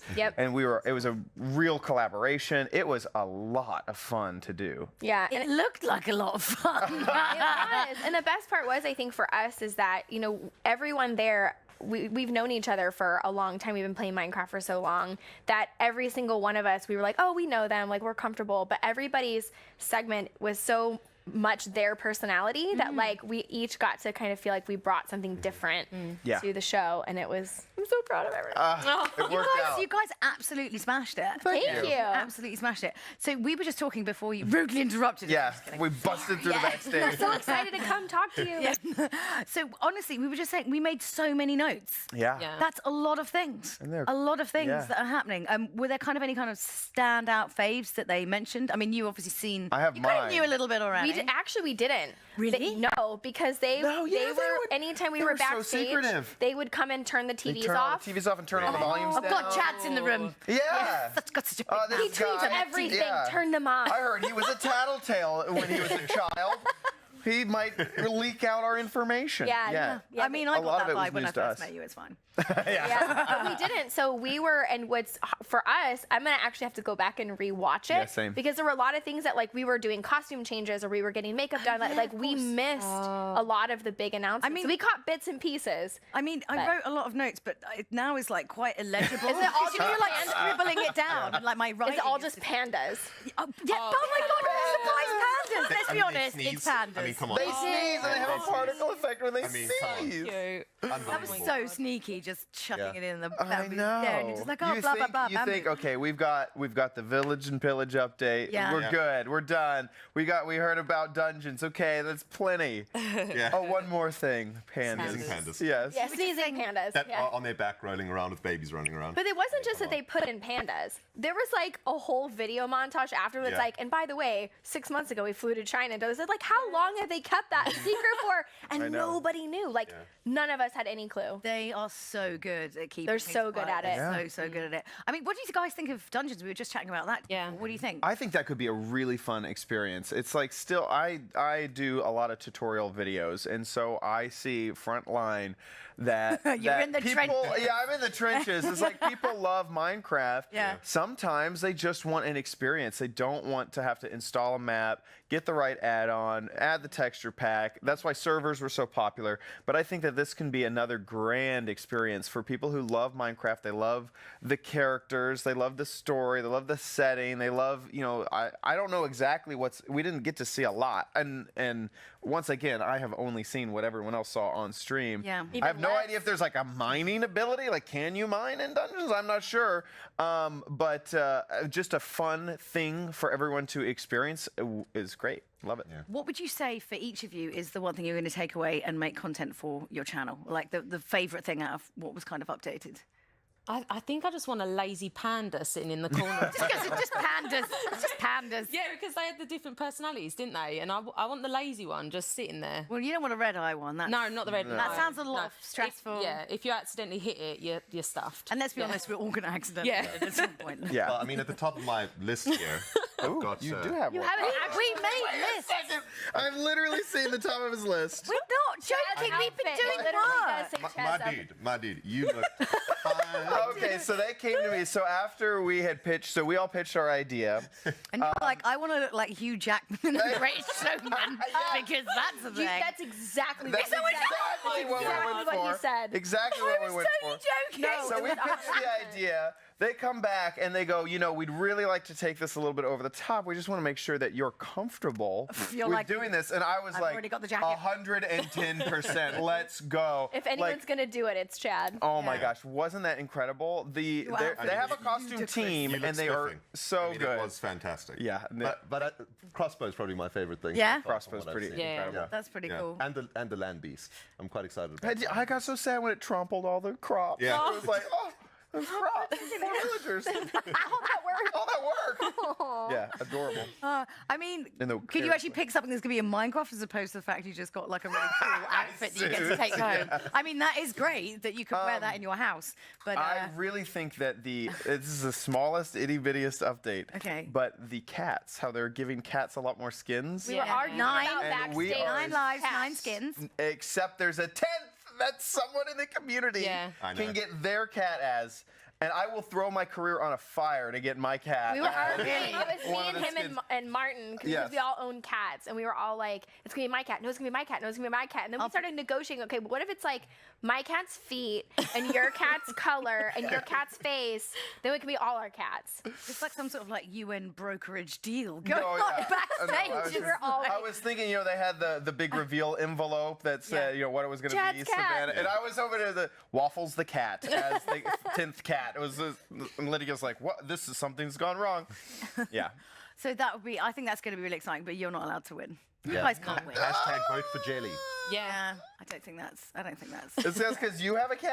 Is this already don't been have a on cat. the I live stream? in a flat in London, so I don't have cats. Dang it. Sad. But yeah, I'm really excited about everything that's going to be updated. I'm really excited to see, obviously, what you guys are going to create from all of this wonderment. We all know your videos are just now going to go IRL, and it's you going to be dancing around your kitchen as some kind of ringmaster All for your your cat. streams. Hello. Fancy Fridays are so different from check now out my top hat. Yeah, absolutely. You weirdly look a bit good in a top hat. Like, you're like, I'm glad. oh, I finally got He a top discovered hat. his new persona today. Yeah, it's You're gonna just a have to change ringmaster. Yeah. All the time with those pants and boots. Those boots were something else. We But talked about in rehearsals too how he put the boots on and he like even walked like differently. Like he was like strutted around. He was like as you had were. this very like fluid like, and now I'm gonna walk to the bathroom. And like it was very like it was great. It was a whole personality change. Suddenly, that's obviously the you were supposed to become. Yeah, exactly.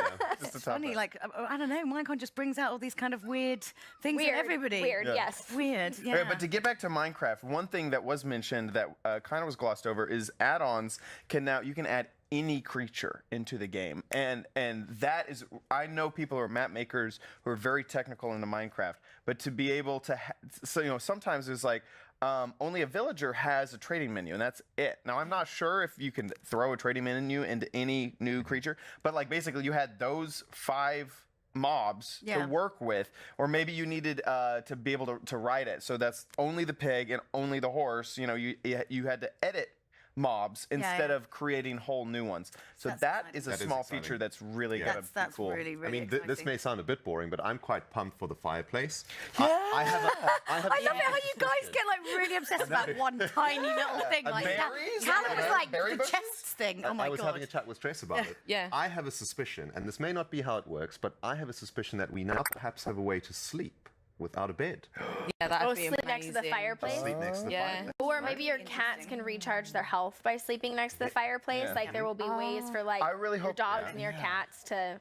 I hope that the fire emits a lot more light than any other light block. Well, that would be cool. Yeah. Speaking of fire, this is the most tenuous segue you're ever going to hear on a live stream. You're all fired. Get out. Yeah, basically, yes.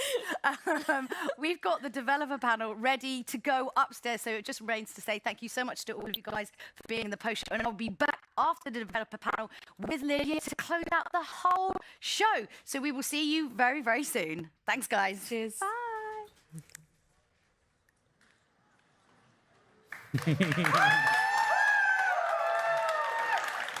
All right, welcome everybody to the Minecraft Developer Panel, where we will be answering questions from the community.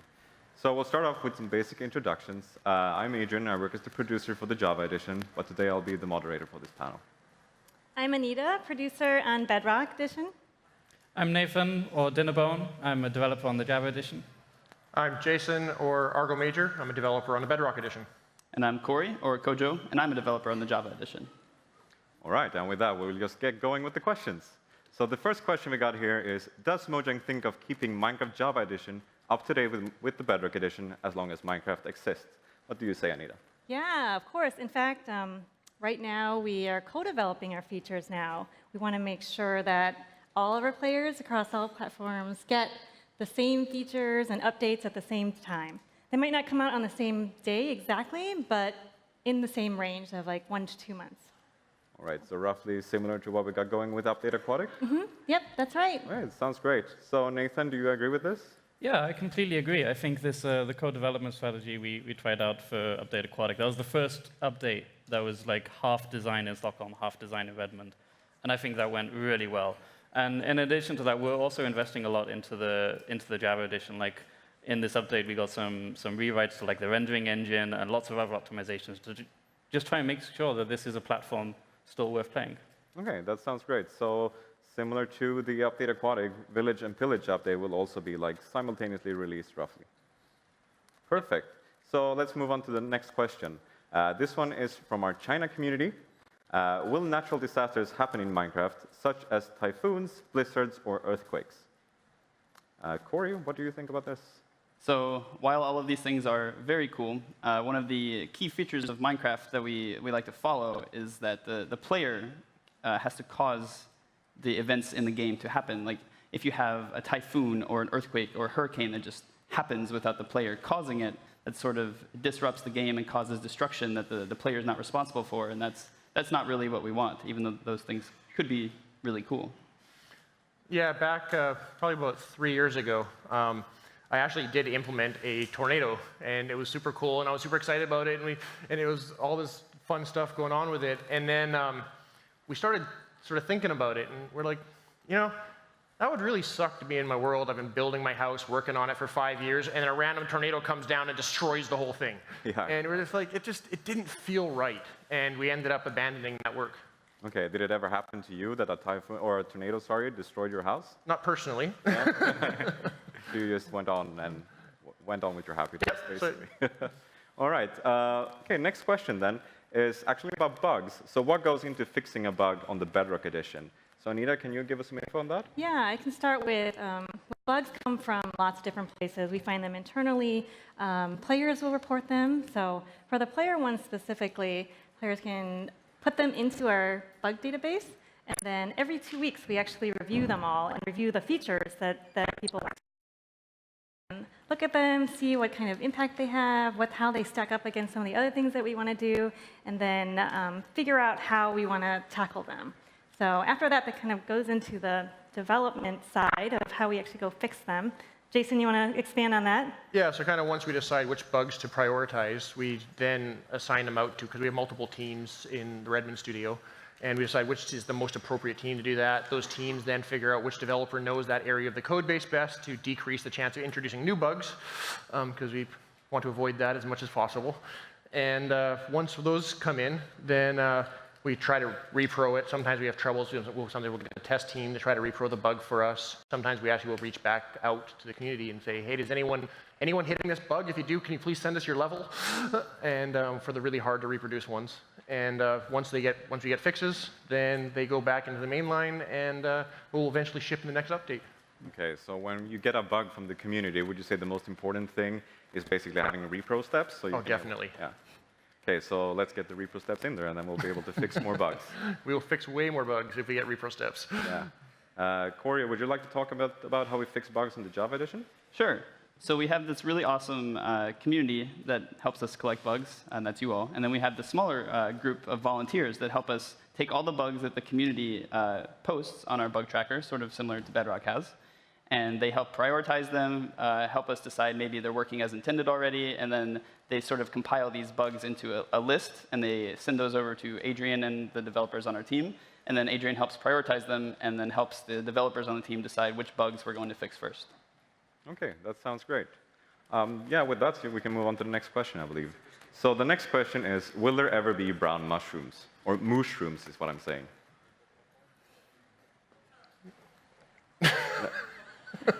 Corey. No. You look excited. Don't you dare. Yes, we're going to add brown mushrooms. Oh, no. Really? Yeah, we're going to add brown mushrooms. Okay. Just because of that question. Okay, we will talk about that. Okay, with that, we can just move on to the next. What's the hardest feature to get to work across so many platforms? Anita, you want to talk about that one? Oh, yeah. So for Bedrock, we have so many platforms, and I would say the hardest features are most generally the input ones. Because there's touch that we have to consider, there's VR, there's mouse and keyboard, and just getting that experience right for our players and all the different ways you can interact with Minecraft. One of the ones that Jens and Edwin talked about earlier today was the scaffolding. That's probably very interesting in how we kind of move through that and how we can figure that out. So we did a lot of internal prototypes and things like that. So excited to have that come out for us too. Outside of input, there's also performance, because we have such a wide range of devices, from a lot of low-end devices to ones that are super powerful. And we just want to make sure that that experience is good for every player that plays Minecraft. So, Jason, I know you have a specific example about that. Yeah, so performance is always an interesting challenge with the wide range. We'll run anywhere from a 6-year-old iPhone up to the latest and greatest PC. And so one of the interesting examples, we always develop on PCs, and we were running stuff, so we had bubble columns get put into the game, and everything was great. We're like, this is awesome, bubble columns are cool. And then we tried running them on phones, and they weren't running quite so well. So we had to come up with a new solution, which was basically on the block, we put an animated texture on the sides, and we actually put a toggle in our game to kind of control, which I believe we did. You have a toggle? Okay. But you can kind of choose which approach you want, and you can see it in the cheaper way for the machine or the more expensive way with the bubbles. So the performance-heavy thing there was the particles, really, which you replaced with a texture. Yes. Okay. I mean, yeah, I can imagine that there's there's over 10 platforms that runs Bedrock right now, and getting performance up to date, I guess it must be hard. Mm-hmm. So yeah, let's go on with the next question. Is there anything you've always wanted to add to the game that you've never been able to? Nathan, you want to start with that one? Sure. I remember way back in the day, my very first entry into Minecraft, I made a mod for Minecraft, and this was like 2011. These were unknown territories back then. And my mod was just very simple. It was, you could build a portal from one place, and it takes you to another place. You get to select where it was. And because I'm a huge nerd, I called it the Stargate, and it was great. And I remember when I joined Minecraft, or the actual team to develop the game, I promised all my friends, I vowed, one day I'll bring Stargates into Minecraft, but yeah, one day. One day. Jason, do you have any examples? Yeah, I love adding mobs. So I've I actually built this giant spreadsheet with, I don't know, it was like 80 mobs that I proposed that I wanted to add to the game, and I came up and I figured out, I'm like, this one would spawn in this biome, and this one would fall in this, and these are things that they could drop in the game and stuff like that. And we'll probably never add all of them. I'm hopeful with the taiga being chosen that some of them will start to make their way in, and I can't wait to see all that stuff come. But I know we'll never get all of them in there. Okay, yeah, thanks.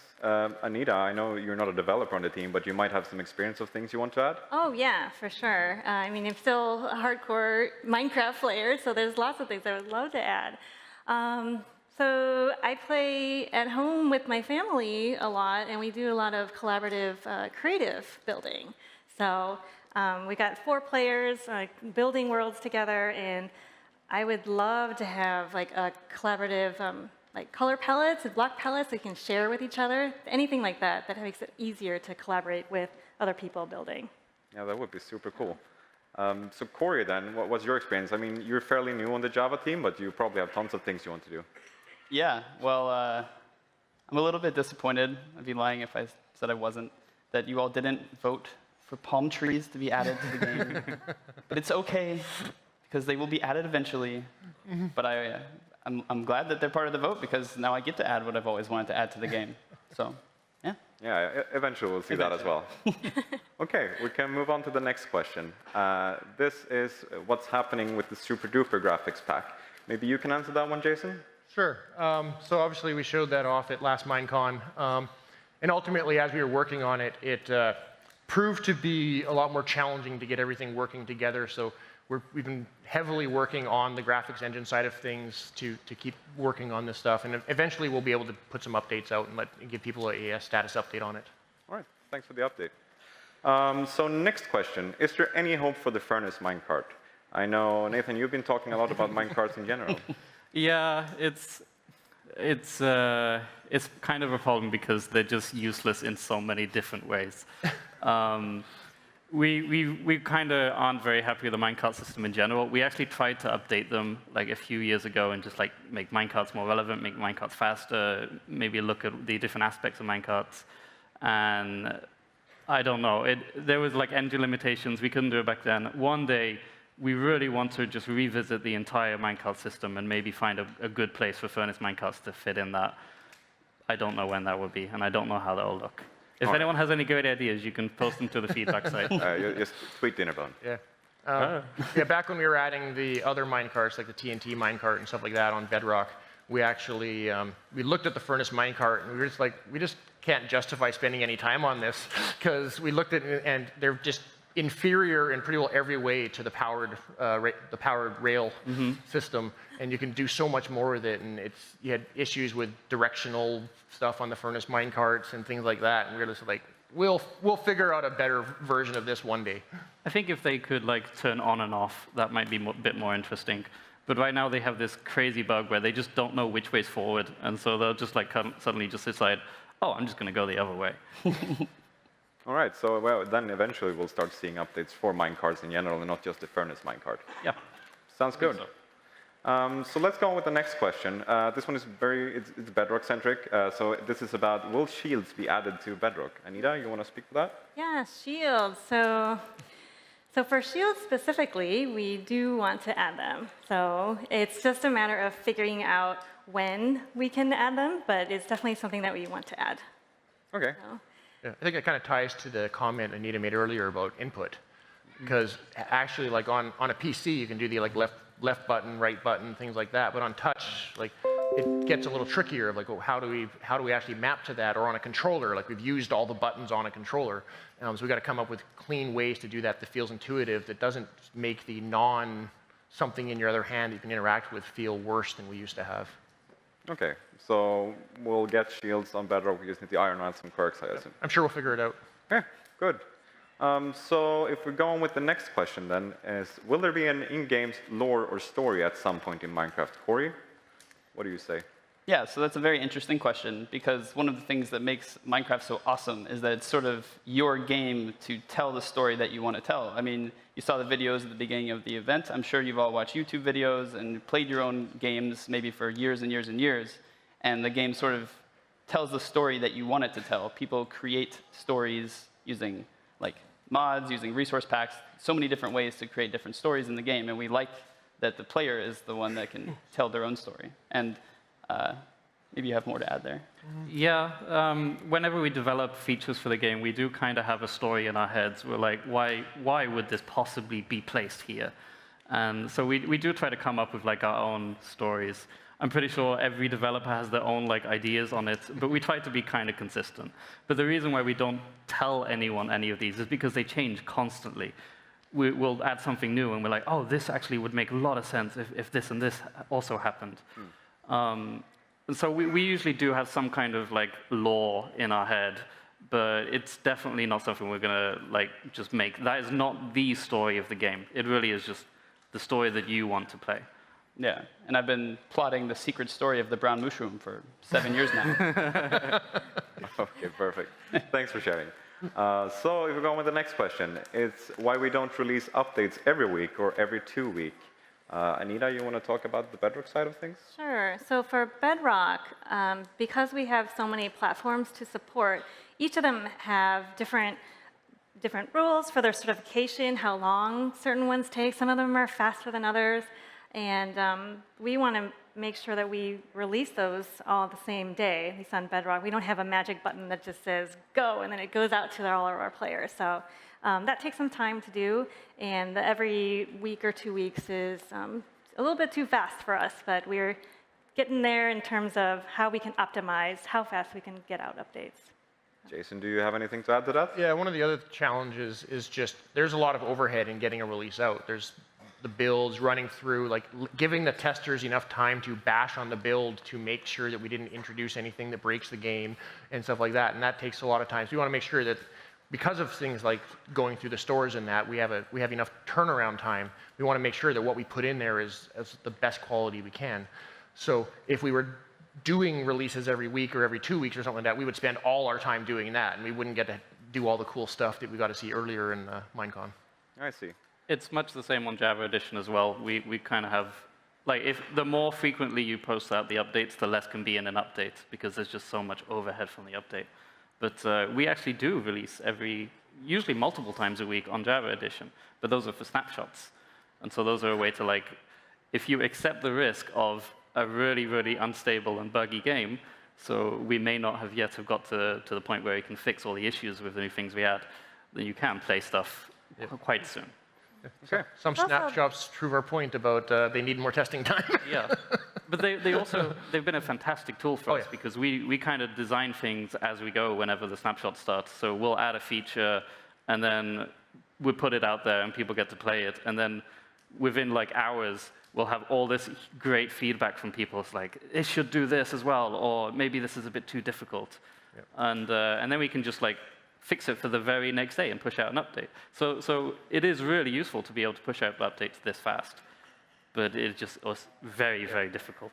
It also ties into the bugs, like the question earlier about fixing bugs. It really, really helps us find bugs in the game and fix them when we can do snapshots like once or twice a week, and people can report those bugs so quickly, so we know what's going on in the game, and we don't let bugs sit for too long. We can fix them before they get too deep.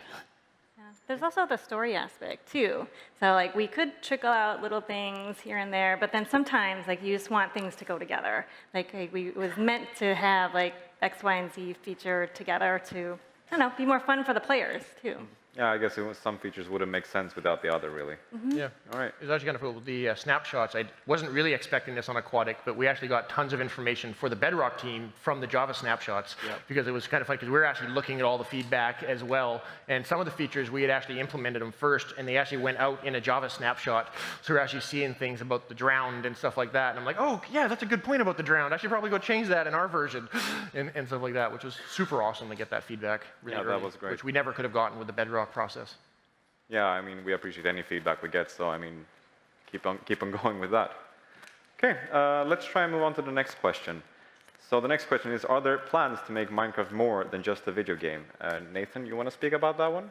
I would say it already is. So, okay, it is still just a video game, but I'd like to mention we just announced Dungeons earlier, which is amazing. I'm so excited for that. And you know, we've got other video games, so we had story mode, and And then there's a movie coming out, and we got so many books. I think at this point, Minecraft is just kind of, it's cheesy to say lifestyle, but that is basically what it is. It is just a thing, and so many people experience it in whatever ways they want to experience it. So I would say we passed the video game point a long time ago. Yeah, I can agree with that. Yep. Jason, do you have anything to add to that, or do you 100% agree with that. Okay. I couldn't have said it better. All right. Let's try out the next question then. So when will Bedrock get NBT-related commands? And for people who doesn't know what NBT-related commands is, could you explain it? Sure. So NBT is the name of like the internal data structure that the game uses. It's basically like the save file format. And some time ago on Java Edition, we added commands that can edit the NBT, which is basically like you can change the world to exactly how you want. So you can make entities start riding and any other entity. You can have dragons riding pigs, which, I don't know, crazy size. There's just so many crazy things you can do with NBT. But on the other hand, it is extremely difficult to support this. It's been the source of countless bugs in the game, and every time we release a new update, we just kind of have to consider, oh, we can't really change the internal stuff that we never expected people to be touching because we'll break so much stuff. Yeah, so kind of based off of when we were bringing commands into the game, because of some of the issues that the Java team had experienced and challenges that they'd hit with that, we kind of chose not to put NBT commands in, because ultimately it is, as Nathan said, is exposing internals, and it kind of locks you to those internals, because if we ever change it, we now have to support the previous version and the new version of it, et cetera, et cetera, et cetera. And with this game being around for so many years, it becomes a huge bottleneck for us for testing and all the stuff. It makes our releases actually take longer to go out, and makes reproing issues harder, because you're like, well, this command isn't working for this one player, and it's like, well, it works for us fine, but it's like, oh, because they're running it on like 7 versions ago of that stuff. So the kind of stance we've been taking on the Bedrock Edition is that we want to enable the same types of things, but not by exposing externals. So some of it's through add-ons. We would love to try to get a little more of the stuff we have in add-ons tied into commands a little more tighter and stuff like that. And we're still talking through a lot of ways to do that. But definitely the goal is to allow the same types of things, just in a more supportable way. I think that's a very good idea as well. These kind of things should have like a more formal way of doing exactly the same functionality that we can actually go out of our way to support, rather than just kind of hoping it works. Yep.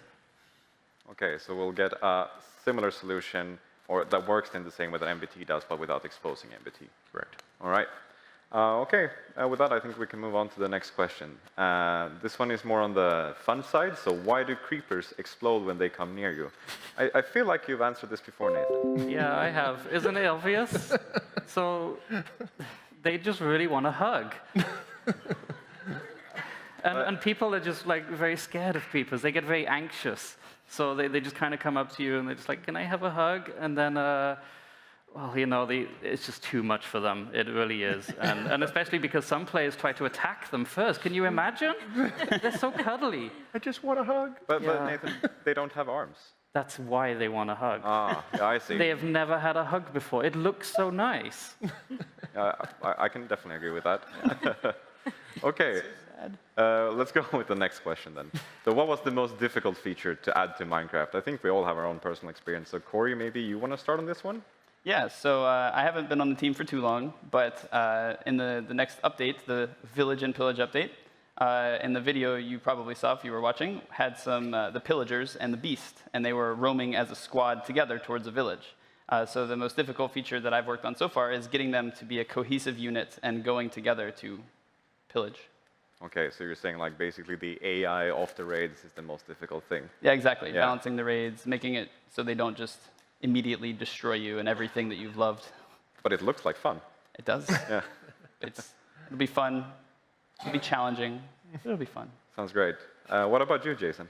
Probably for me, the most challenging has been actually doing the add-on stuff. And it was mostly because to achieve the add-ons, we basically had to take all the gameplay code and completely restructure it and write a lot of things from scratch. But at the same time, we didn't want to change the behaviors. Like everyone, they expect creepers to work a very specific way. They expect skeletons to work a very specific way.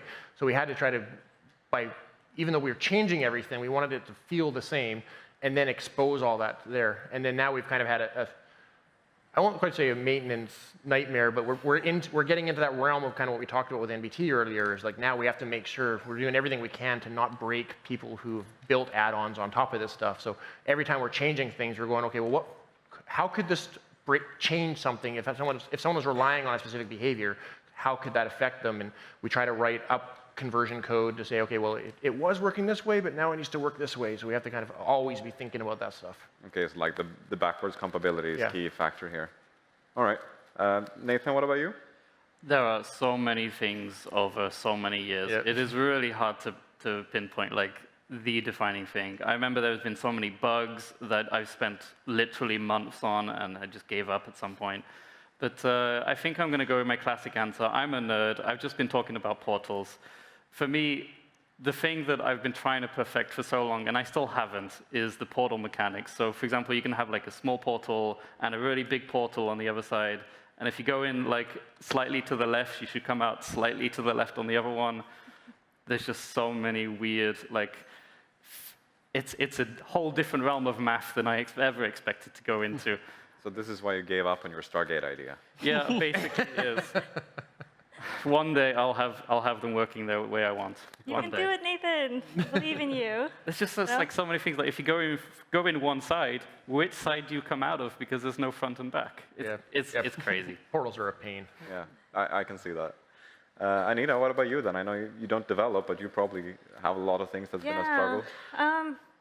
Well, we haven't talked too much about this one, but in having a shared identity across all the platforms that we support. So how do we show that to the players that you're playing with on different platforms, and making sure that's consistent and that you get to understand what identity you have and be whoever you want to be. Okay, so you're trying to get like the same experience wherever you are, really. Mm-hmm. Okay. With that, we can move on to the next question. I think it's very similar to the one we just answered. Where does the creeper's fear of cats come from? Jason, maybe you have an idea about this? I think we all have our own theories. I personally think that they are allergic to cats, and they're trying to not sneeze. Okay. Yeah, I can see that. Nathan, you? It's a very good question. We've wondered this ourselves as on the developer team. It just kind of happened. Nobody really knew how. We sent like a great team of investigators to try and kind of figure it out. And they decided, where can we get the answer to this? So they just built this beautiful house, and they invited a creeper inside. They just kind of locked the door, and then went in, and they just went, "Hey, creeper, why are you so afraid of cats?" Unfortunately, he was put on the spot. It was too much pressure. He exploded. The results are negative. We're still working on it. Okay, yeah, I can see that happening.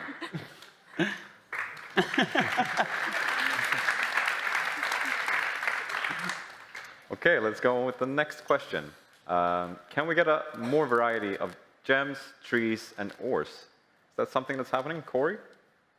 So we all love new gems and new trees and new ores, and everybody wants more. But we have to make sure that when we add new things to the game, that they serve a purpose, and we have to make sure that they fit in with the other things in the game. So when we add a new gem or a new tree or a new ore, we want it to interact with the existing game, but also add something new to the game, because we want every single thing that we add to be unique in some way, so that it adds a value with that. So yes, we're going to add more, but we don't want to just throw a bunch in at once, because that wouldn't be fun. I think it is very important that whenever we add something, it does have like so many different purposes. And I think if we just release one update that just had like, we've got 10 new type of things, but they don't really do anything, I think we're all going to be very sad if that ever happens. The trick is always to make sure that there's new gameplay that comes out of these Absolutely. updates. There should be a reason for it. Like, it should feel like it's really bringing something very useful to the game. Yeah. So you just don't add something randomly that doesn't have any purpose, really. Just we add an ore, and it should do something, is what you're saying. I mean, we break that rule all the time, so I'm not going to say that is the golden rule, but we try to stick to that. Yeah. Like, and especially when you consider, like, with ores, you've got, like, you got all the tiers up from, like, stone is not really an ore, but all the way up to diamond. But you can get diamond really fast in this game. So if we added a whole bunch of other tiers, they're just useless. Like, for weapons and armor, tools, you're just going to go to whatever the best. They need to really have their own, like, shining purpose to have some reason to use those over whatever the best is. Do you have any idea of any ores you want to add yourself? Not really. I think we're... No, I can't think of anything there. Okay. I remember I once shot down an ore, though. Like, when I first joined the team, we had ruby was an ore, but I was colorblind, and it was impossible to tell the difference between that and redstone. And so now we got emeralds. Yeah, I can see that being a problem, definitely. Okay, so I think that clears up on how we think about ores and gems in general. So with the next question here, though, is will you ever add more redstone components?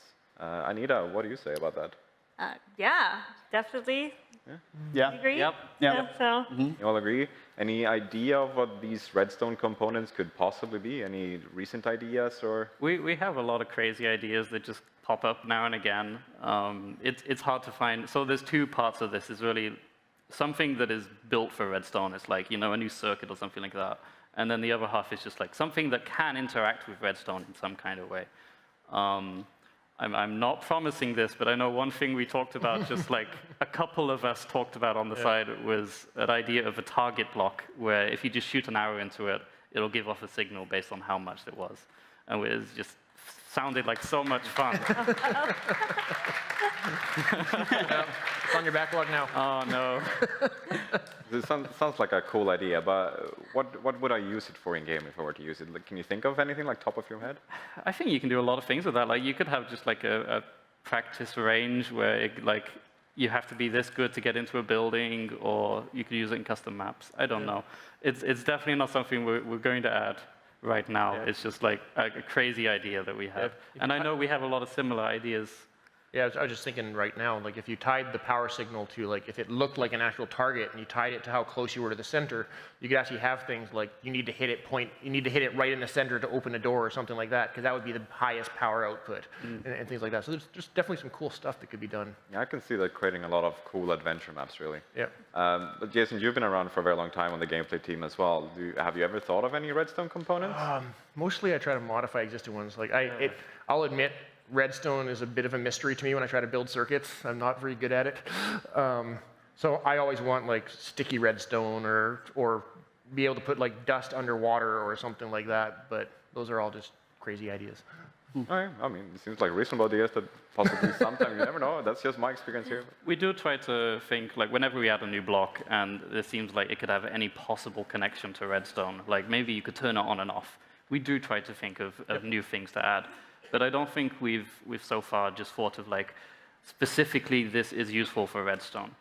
Yep. Maybe we just haven't gotten to the next redstone update. I'm not sure. In my mind, the redstone update was still quite recently. Oh, it's not that recently, though. I know, it's not. I think we've had redstone for like 2 years or something now in Bedrock. So it does actually feel kind of recent. Yeah. All right. Let's move on with the next question. Who made the structures like jungle temples, ocean monuments, and strongholds? Anita, could you speak for that? Yeah, so for the ones that you mentioned, I believe Jens had put those in, but I don't think that's what you're actually asking. In terms of lore, I think, Nathan, you might have more to add there. Well, I'll answer this question with a question. If whoever built these had like mine shafts running through the entire world, they're all over the place, but they've left all of the diamonds, all of the good stuff alone. What were they digging for? I thought they were digging to leave the things for me. Oh, yeah. Okay, well, that's solved. There we go. Okay. For Adrian. Adrian's secret of the mine. It's my mind, all of them. Corey, do you have any idea about this? I mean, this kind of ties back to the whole telling your story thing. I mean, we have our own ideas about who built them, but if we put that in the game and we said, this is the reason these are here, well, then you wouldn't be able to come up with that on your own. So we sort of like that there's a little bit of a mystery to it, because that adds a little bit of fun. Yeah. Maybe you guys have some great ideas, and then we'll steal those later. Yeah. Okay, let's try and move on with the next question. Were there any features in Updated Codic that you got rid of or that you scrapped? Jason, I know you might have... Yeah, so we actually had a mob that ended up in the Minecon mob vote last year, the Barnacle, but it was originally brainstormed as an enemy mob that we would put in Update Aquatic. So it was the one, if you don't remember, it had the kind of a shell, and it would open up, and a big tentacle came out, would grab you and pull you underwater until you suffocated, which I loved, but maybe a little too dark. But so we were brainstorming it and kind of going, well, this one's is interesting, but we weren't totally sure about it. So in this case, we chose to put it in the Minecon vote and just see how the community reacted. But for the other features, we mostly brainstormed a whole bunch of stuff, put all these things on the wall, and then we just had everyone in the brainstorm session kind of go, well, these are the things that we think will really resonate well and are most likely to be successful if we work on them. So we kind of worked on those in order, and we actually were fortunate enough that everything we started, we actually finished and did end up shipping. Usually doesn't work that way, but for Aquatic it did. So there was supposed to be one scary mob, but it didn't go, and it's all your fault. We did have the drowned. I think it's very good, actually, whenever things do get cut. I mean, it's unfortunate if we spend like a month, 2 months trying to make this really cool feature. Tornadoes. and then we have to get rid of it. But I think ultimately it's a good thing for the game. Yep. We don't want to add anything that isn't fun. We don't want to add anything that doesn't feel Minecrafty. And we always try to cut those like at the beginning. Like I know there was a shopping list. There was a gigantic list for the update Aquatic. It was just like, what if we had this? What if we had this? And then after a few meetings, we just kind of got rid of a lot of things before we even tried prototyping them. But I do think that it's a very good thing as a studio to be able to say, we did put effort into this, and then we found out that it didn't quite work. But maybe we can use the lessons we learned from this to make something even better later. But if you've already started prototyping a feature and you've been going at it maybe for like a couple of weeks, and then you end up needing to scrap it because it doesn't really work out, how do you feel about that? I'm okay with it. Because ultimately we want to have a fun game experience, and if something is detracting from that, it doesn't make sense to put it in just to make somebody happy that their work showed up in the game. All of us just want the best game experience we can possibly make. The flip side of this, though, is if you do make a feature and it actually goes out to the public, so let's say we announced it, or it even made it into a snapshot, or even a whole release, it is really hard to take that back. And that's why I think it's very important to cut it first. And it's very hard to take features away from people once they have it. And it can be quite depressing, really, if you do put a lot of yourself, because all these features, we're still a fairly small development studio. We put a lot of love, a lot of care into making all of these things. And when they don't make it in, that can be very sad. But then you're making the games much better. It's ultimately good, though. Yeah. Yeah, I mean, it's part of experimenting, right? Yep. It's like the fail-fast ideas. Like, hey, let's try this out. Let's make sure, we nail the fun part. And if it's not there, let's go and tackle the ones that, the other ideas that we had. Yeah. So. I think fortunately we've gotten to a point where we've gotten reasonably good at actually kind of just as we're at the brainstorming phase, kind of, that's probably not going to work, or this will work, but it'll have these problems that we'll have to go figure out, and maybe it's not worth trying to solve those problems right now. And then some of them we put on the back burner, and maybe in a future update we'll revisit that topic again. Corey, yes, you're new. Do you have any experiences with this yet? Well, there are a lot of features that I would like to add. Being new to the team, I sort of came in on day one and was like, okay, I'm going to add this, and this. And I started just working on them at work, working on them in my free time. And then I sort of realized that you can't just get everything into the game because, like I answered earlier, you have to make sure it fits in with everything else. So yeah, it's sort of part of the game where you can work on something and it can get taken away, but at the same time, sometimes you do work on something and it doesn't get taken away and it just ends up fitting really well, and that's nice too. Yeah, great answer. Thanks. So the next question we got here is, where physically is the end? Is it in space, is it underground, or is it in another dimension? Nathan? Part of me really wants to just go into a Beastie Boys another dimension chant. It is a completely different dimension. I know a lot of people think the Nether is underground, deep underground. No, that's also another dimension. That's where you've got the weird 8 times portal aspect going on there. It's just another plane of reality that it happens exactly over the overworld and the Nether. And that's why there could also be lots of other possible dimensions one day, because they're not physically anywhere, they're just layered over the top of each other. It sounds cool. So what you're saying here is that we could possibly get other dimensions? One day. Yeah. This sounds great. Okay, let's go on with the next question then. So the next question is, will there be new characters other than Steve and Alex? Anita? Yeah, so Steve and Alex, Well, the way that we think about Steve and Alex are that they are just some of the characters in the Minecraft universe, and the players, they're a template for you guys to imagine yourself in the world. So you are also characters in Minecraft. In fact, I think we were talking earlier today about how we want to represent ourselves. I can't remember what yours was, Corey. I'm the Cookie Monster. Oh, that's right. I like silly ones. There's like the hot dog or like the little gas, but I also like the Norse, some of the Norse stuff as well. Greek mythology for me. You're a Greek mythology guy? Yeah. Sounds cool. Nathan? Jason and the Argonauts. I'm just me, upside down, as usual. It's weird being right side up for this. It's very disorienting. I can imagine. We'll go to Australia next time. Yes, that's Yeah.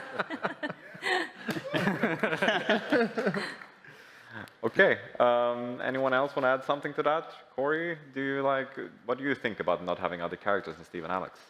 Again, I think it goes back to the story thing. And I think it's pretty cool that you can have your own characters and tell your own stories. And it's sort of nice that Steve and Alex are just two portrayals of what you could be in this world. Because I know there are certain YouTubers out there who just like to keep the plain skin, and that's awesome. And then there are certain people who like to come up with their own skins, and there are people who make a career out of just making, characters for people who can turn that into their own stories. Yeah. So I really like that the Steve and Alex are a starting point, but not really the ending point.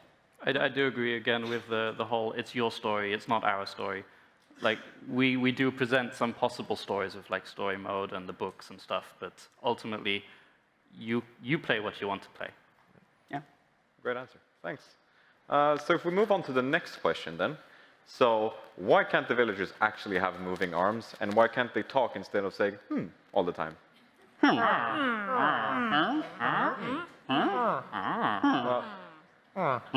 Thanks, I guess. Yeah, we cleared this up now, I think. So next question. With the overworld and the nether, will heaven or paradise join Minecraft in the future? Nathan? Maybe. Like I said before, we have room for other dimensions if we want to, because they're not underground, they're not up in the sky. It just kind of falls back to we're still not very happy with the current dimensions. The End got a lot of love recently. We're adding lots of things to the overworld right now.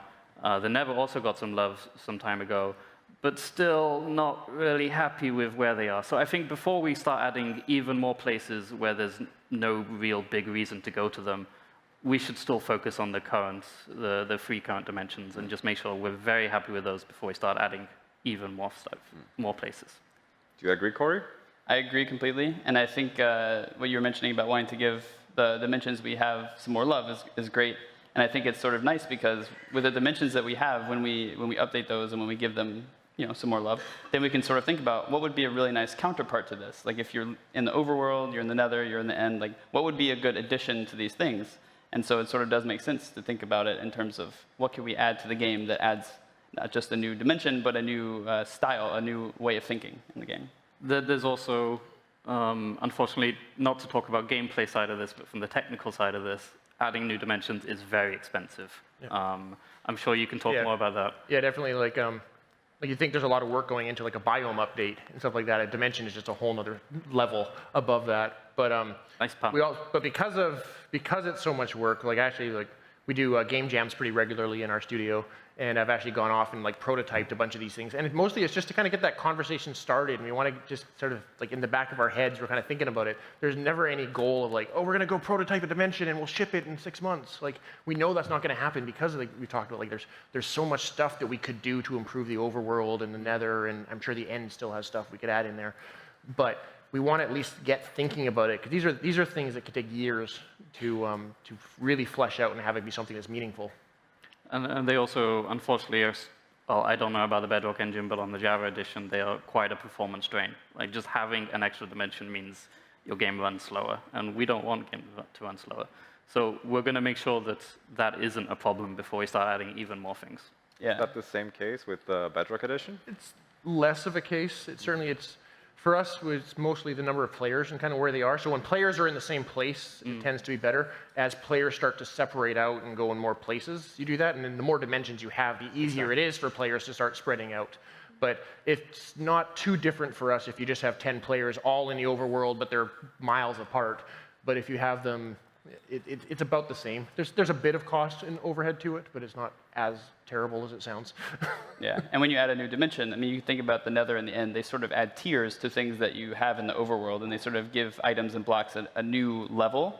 So if you were to add a new dimension, you would sort of think about it in terms of like, how would this affect the overworld as well? And you have to, and it takes a long time to take all those into But it's consideration. all back to that whole meaningful thing. Yeah. Like whatever we add to the game, it needs to be meaningful. So now you're talking about like a whole dimension of stuff to add to the game and how you fit that all in.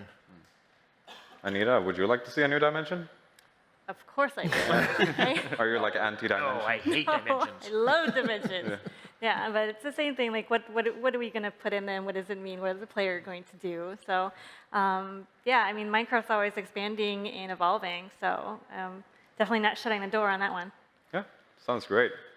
With that, I think we can move on to the next question then. So the next question is, how do we think of updates for Minecraft? And it's a follow-up question to that. What is the hardest thing in updating Minecraft? Anita, you want to start? Yeah, so let's see. When we're thinking about what next for the next update, we look at our game, see what kinds of things need improvement, what areas need improvement.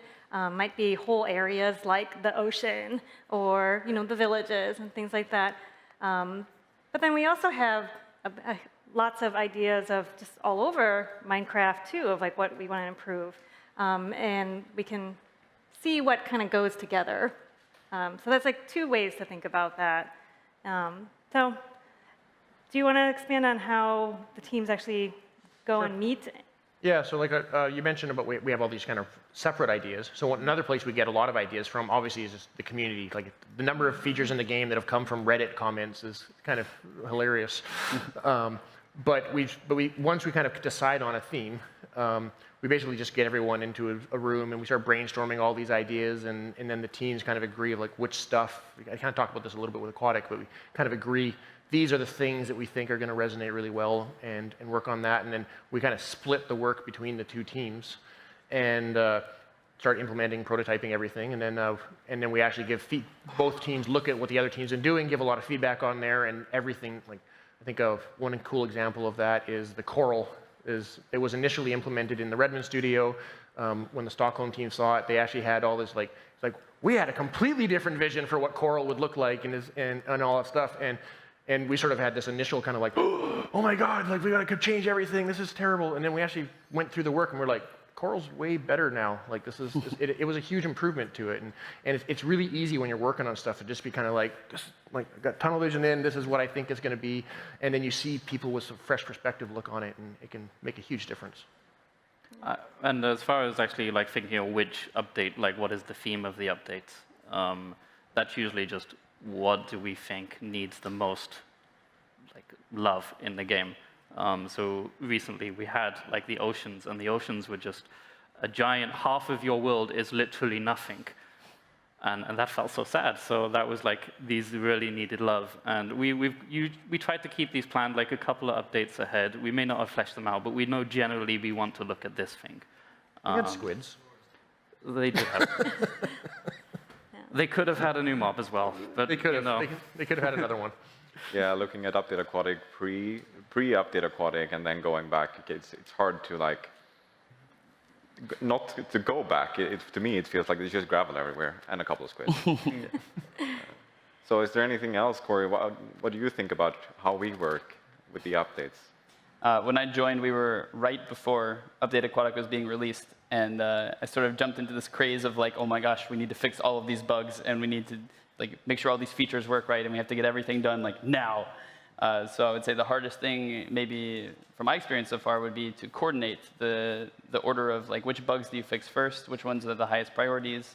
How do you decide like, okay, this is good enough, this is ready for release, and matching that up with the goal of when we want to release, and that's sort of matching those together. I do have to say though, since Update Aquatic was the first update we actually developed with this style, where it's like the 50-50 split, I think it has gone amazing. I could not be happier with it. We've got so much content out of it. We've got so many great things. I think everything we've added kind of just has much more polish than we usually would. We get a lot more perspectives across the Yep. teams and all the types of platforms or our players and things like that too. You were talking about coordinating, and one of the other things that's difficult is the time change. So we, on the Bedrock side, are pretty much working when they're asleep. So I know that there's many times where I'll just write down all the things that like, oh, can you help with this? Or like, oh, what about this thing? And I'll go to bed and I'll wake up and like all these new ideas and answers have come through. It's like Christmas morning or something. It's like, wow, all this work happened when I was asleep. So that really feels good, but there are challenges that we have to work through. I mean, I can definitely agree with that. I know recently we had a meeting that was 9 in the morning for us in Stockholm, which is midnight over in Redmond, and that was kind of crazy. We tried to avoid those meetings, but sometimes they happen. How do you guys feel about having these late night meetings? Oh. I was going to talk about when I opened the call and I was like, oh, it's too bad it's late. I'm not going to show you guys what I'm doing because I'm always in my pajamas or something. And then we had a technical difficulty. And all of a sudden, the camera was on. And I was like, oh, hi, everybody. So you can see me now. So I think with that, it's nicer to see each other. And I think going forward, I'll just, no matter what I look like, I'll just turn on the camera. But, well, we're within not safe. Would you say there's any perks of having this time difference then? The perks? Oh, yeah, I think so. Yeah. Like with, us, it almost feels like double speed sometimes, right, with the different time zones. And, yeah. You guys have anything else to comment on that? We're developing around the clock. Yeah, definitely the perks is what Anita talked about earlier. It's like, I got this in, not quite sure if this is working right. Here's a video, and then you come back in the morning, and Jens or Dinnerbone or Agnes or whoever has kind of weighed in and gone, he's like, what do you think about this? And you're like, oh, that's awesome. and you go off and you code it up, and it's pretty amazing. Okay, sounds great. I think we can move on to the next question with that. So the next question is it possible to move Bedrock worlds over to Java and vice versa? I guess we can start with Bedrock to Java. Nathan? It's something we want. I mean, we feel like our players should be able to play the same world wherever they want. It's just quite technically challenging. We do have two different engines. We've gone about the same thing in two different ways, and we just kind of have to find ways to coordinate those and make those better.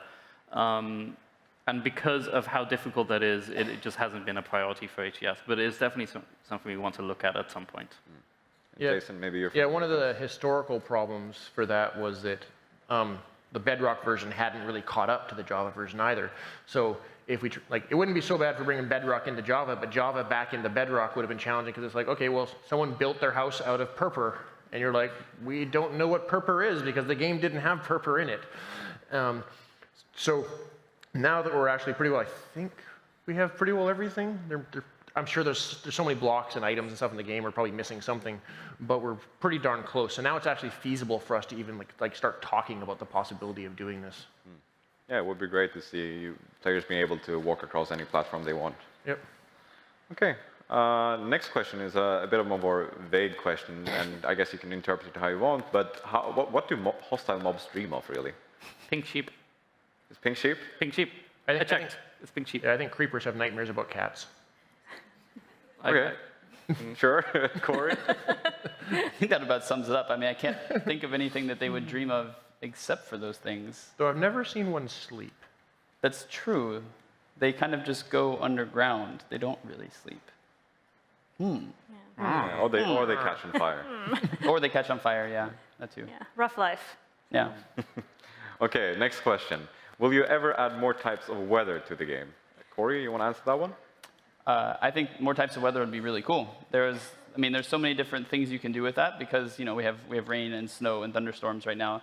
But there's a lot of other kinds of passive weather, sort of, that you can think of. Because earlier I mentioned we don't really want to add calamities that aren't player-caused because that would break the rules of the game and destroy everything. You don't want that. But sort of things like we're talking about rainbows or other ambient sort of idea things. And I think those would be pretty cool to add, actually. Yeah, I think there's a lot of room for weather effects that aren't disasters. I think whenever anyone asks, like, could we have more weather effects? And everyone just immediately jumps to tornadoes. Yeah. There's definitely, like, you could have maybe hail and it just kind of hurts you and that's it. Or maybe you could even just have, like, kind of heavy rain that just has, like, better particles on the floor. Or just light rain that doesn't really affect you at all. I think especially with the more biomes we add, the more cool variations of different rain or weather, sorry, we could add. Yeah, and I'd also really like to see like auroras in the sky. Yeah, that'd be super cool. I think things like those. Oh, okay. I think things like those, just kind of like ambient effects, is also a big part of it. Like you said, like auroras. I know after seeing the video, a lot of people keep asking for shooting stars in the biomes. Just these kind of things. I think they could be very tied to weather effects, and they're just like a nice thing that happens, or sometimes a bad thing that happens, but isn't really.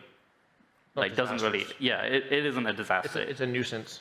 Yes. Kind of like when it rains now and you go out and you're like, I wanted to go farming today, but all the zombies and skeletons are around. And you find a way to deal with it, but it's only short term. Yeah.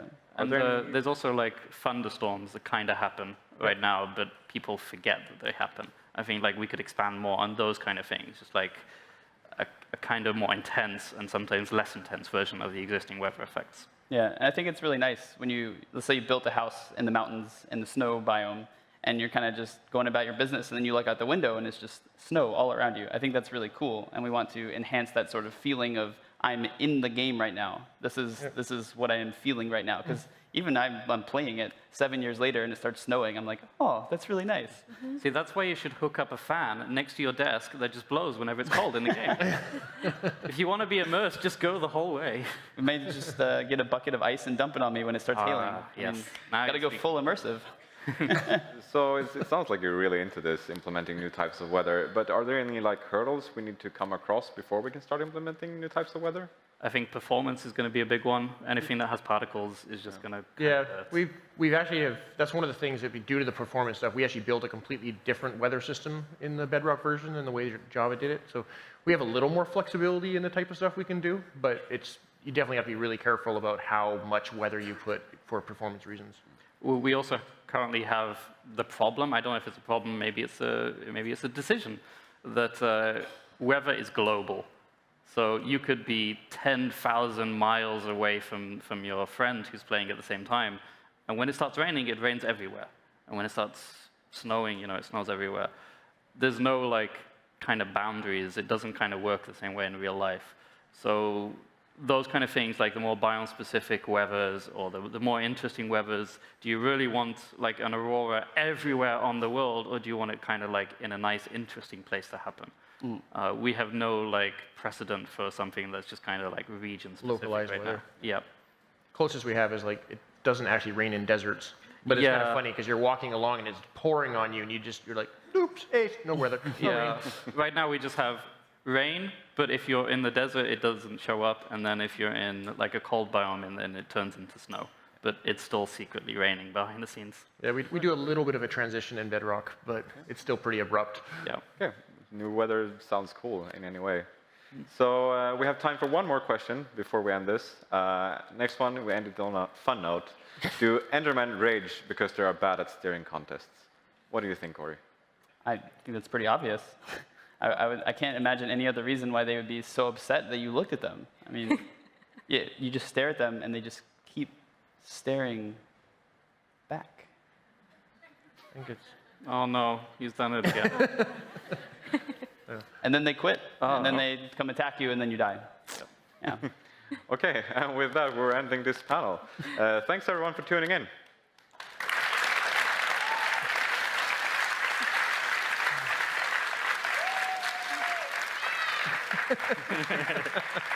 Thank you.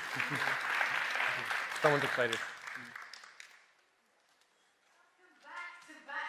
At Minecon Earth, how are you doing? I'm joined by Lydia. How are you going? I'm good. It feels nice. It does. We were just squishing some creepers here. How do you feel now that the stage show's done? It feels amazing. It was a really great show, and yeah, it feels kind of surreal when it's all done. It's like when you've worked so hard on something, it almost feels like kind of sad. Yeah, I mean, it's like months and months and months of prep, though, Yeah. right? It's not just like, oh, hey, we just like, got up on stage. And I personally, for me, watching it, it was so clear that everyone had put, it was really created with love.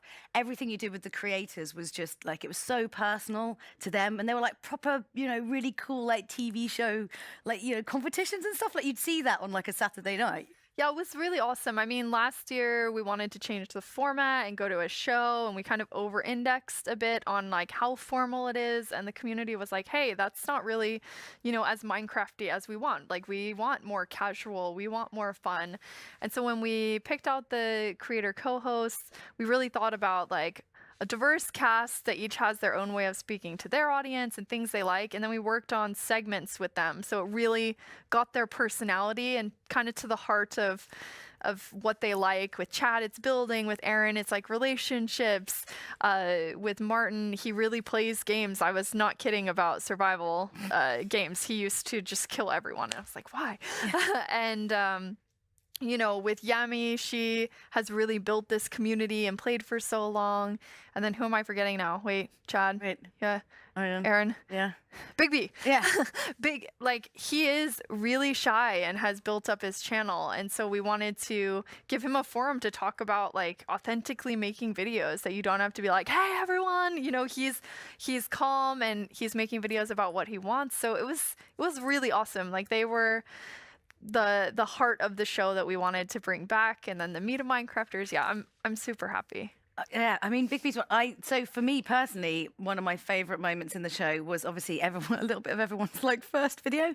I haven't seen you on. That was amazing. You had some seriously pink hair, girl. Yes, it was a pink wig for a while, and then I dyed it pink, and then it was too much of a pain. But it was really fun, and I think like when we talked about that, it was like, but that shows how far, like I've stopped making videos, but for all of them, their viewers think like, wow, they've always been this great, but that's not true. They started from, a video where the lighting is correct.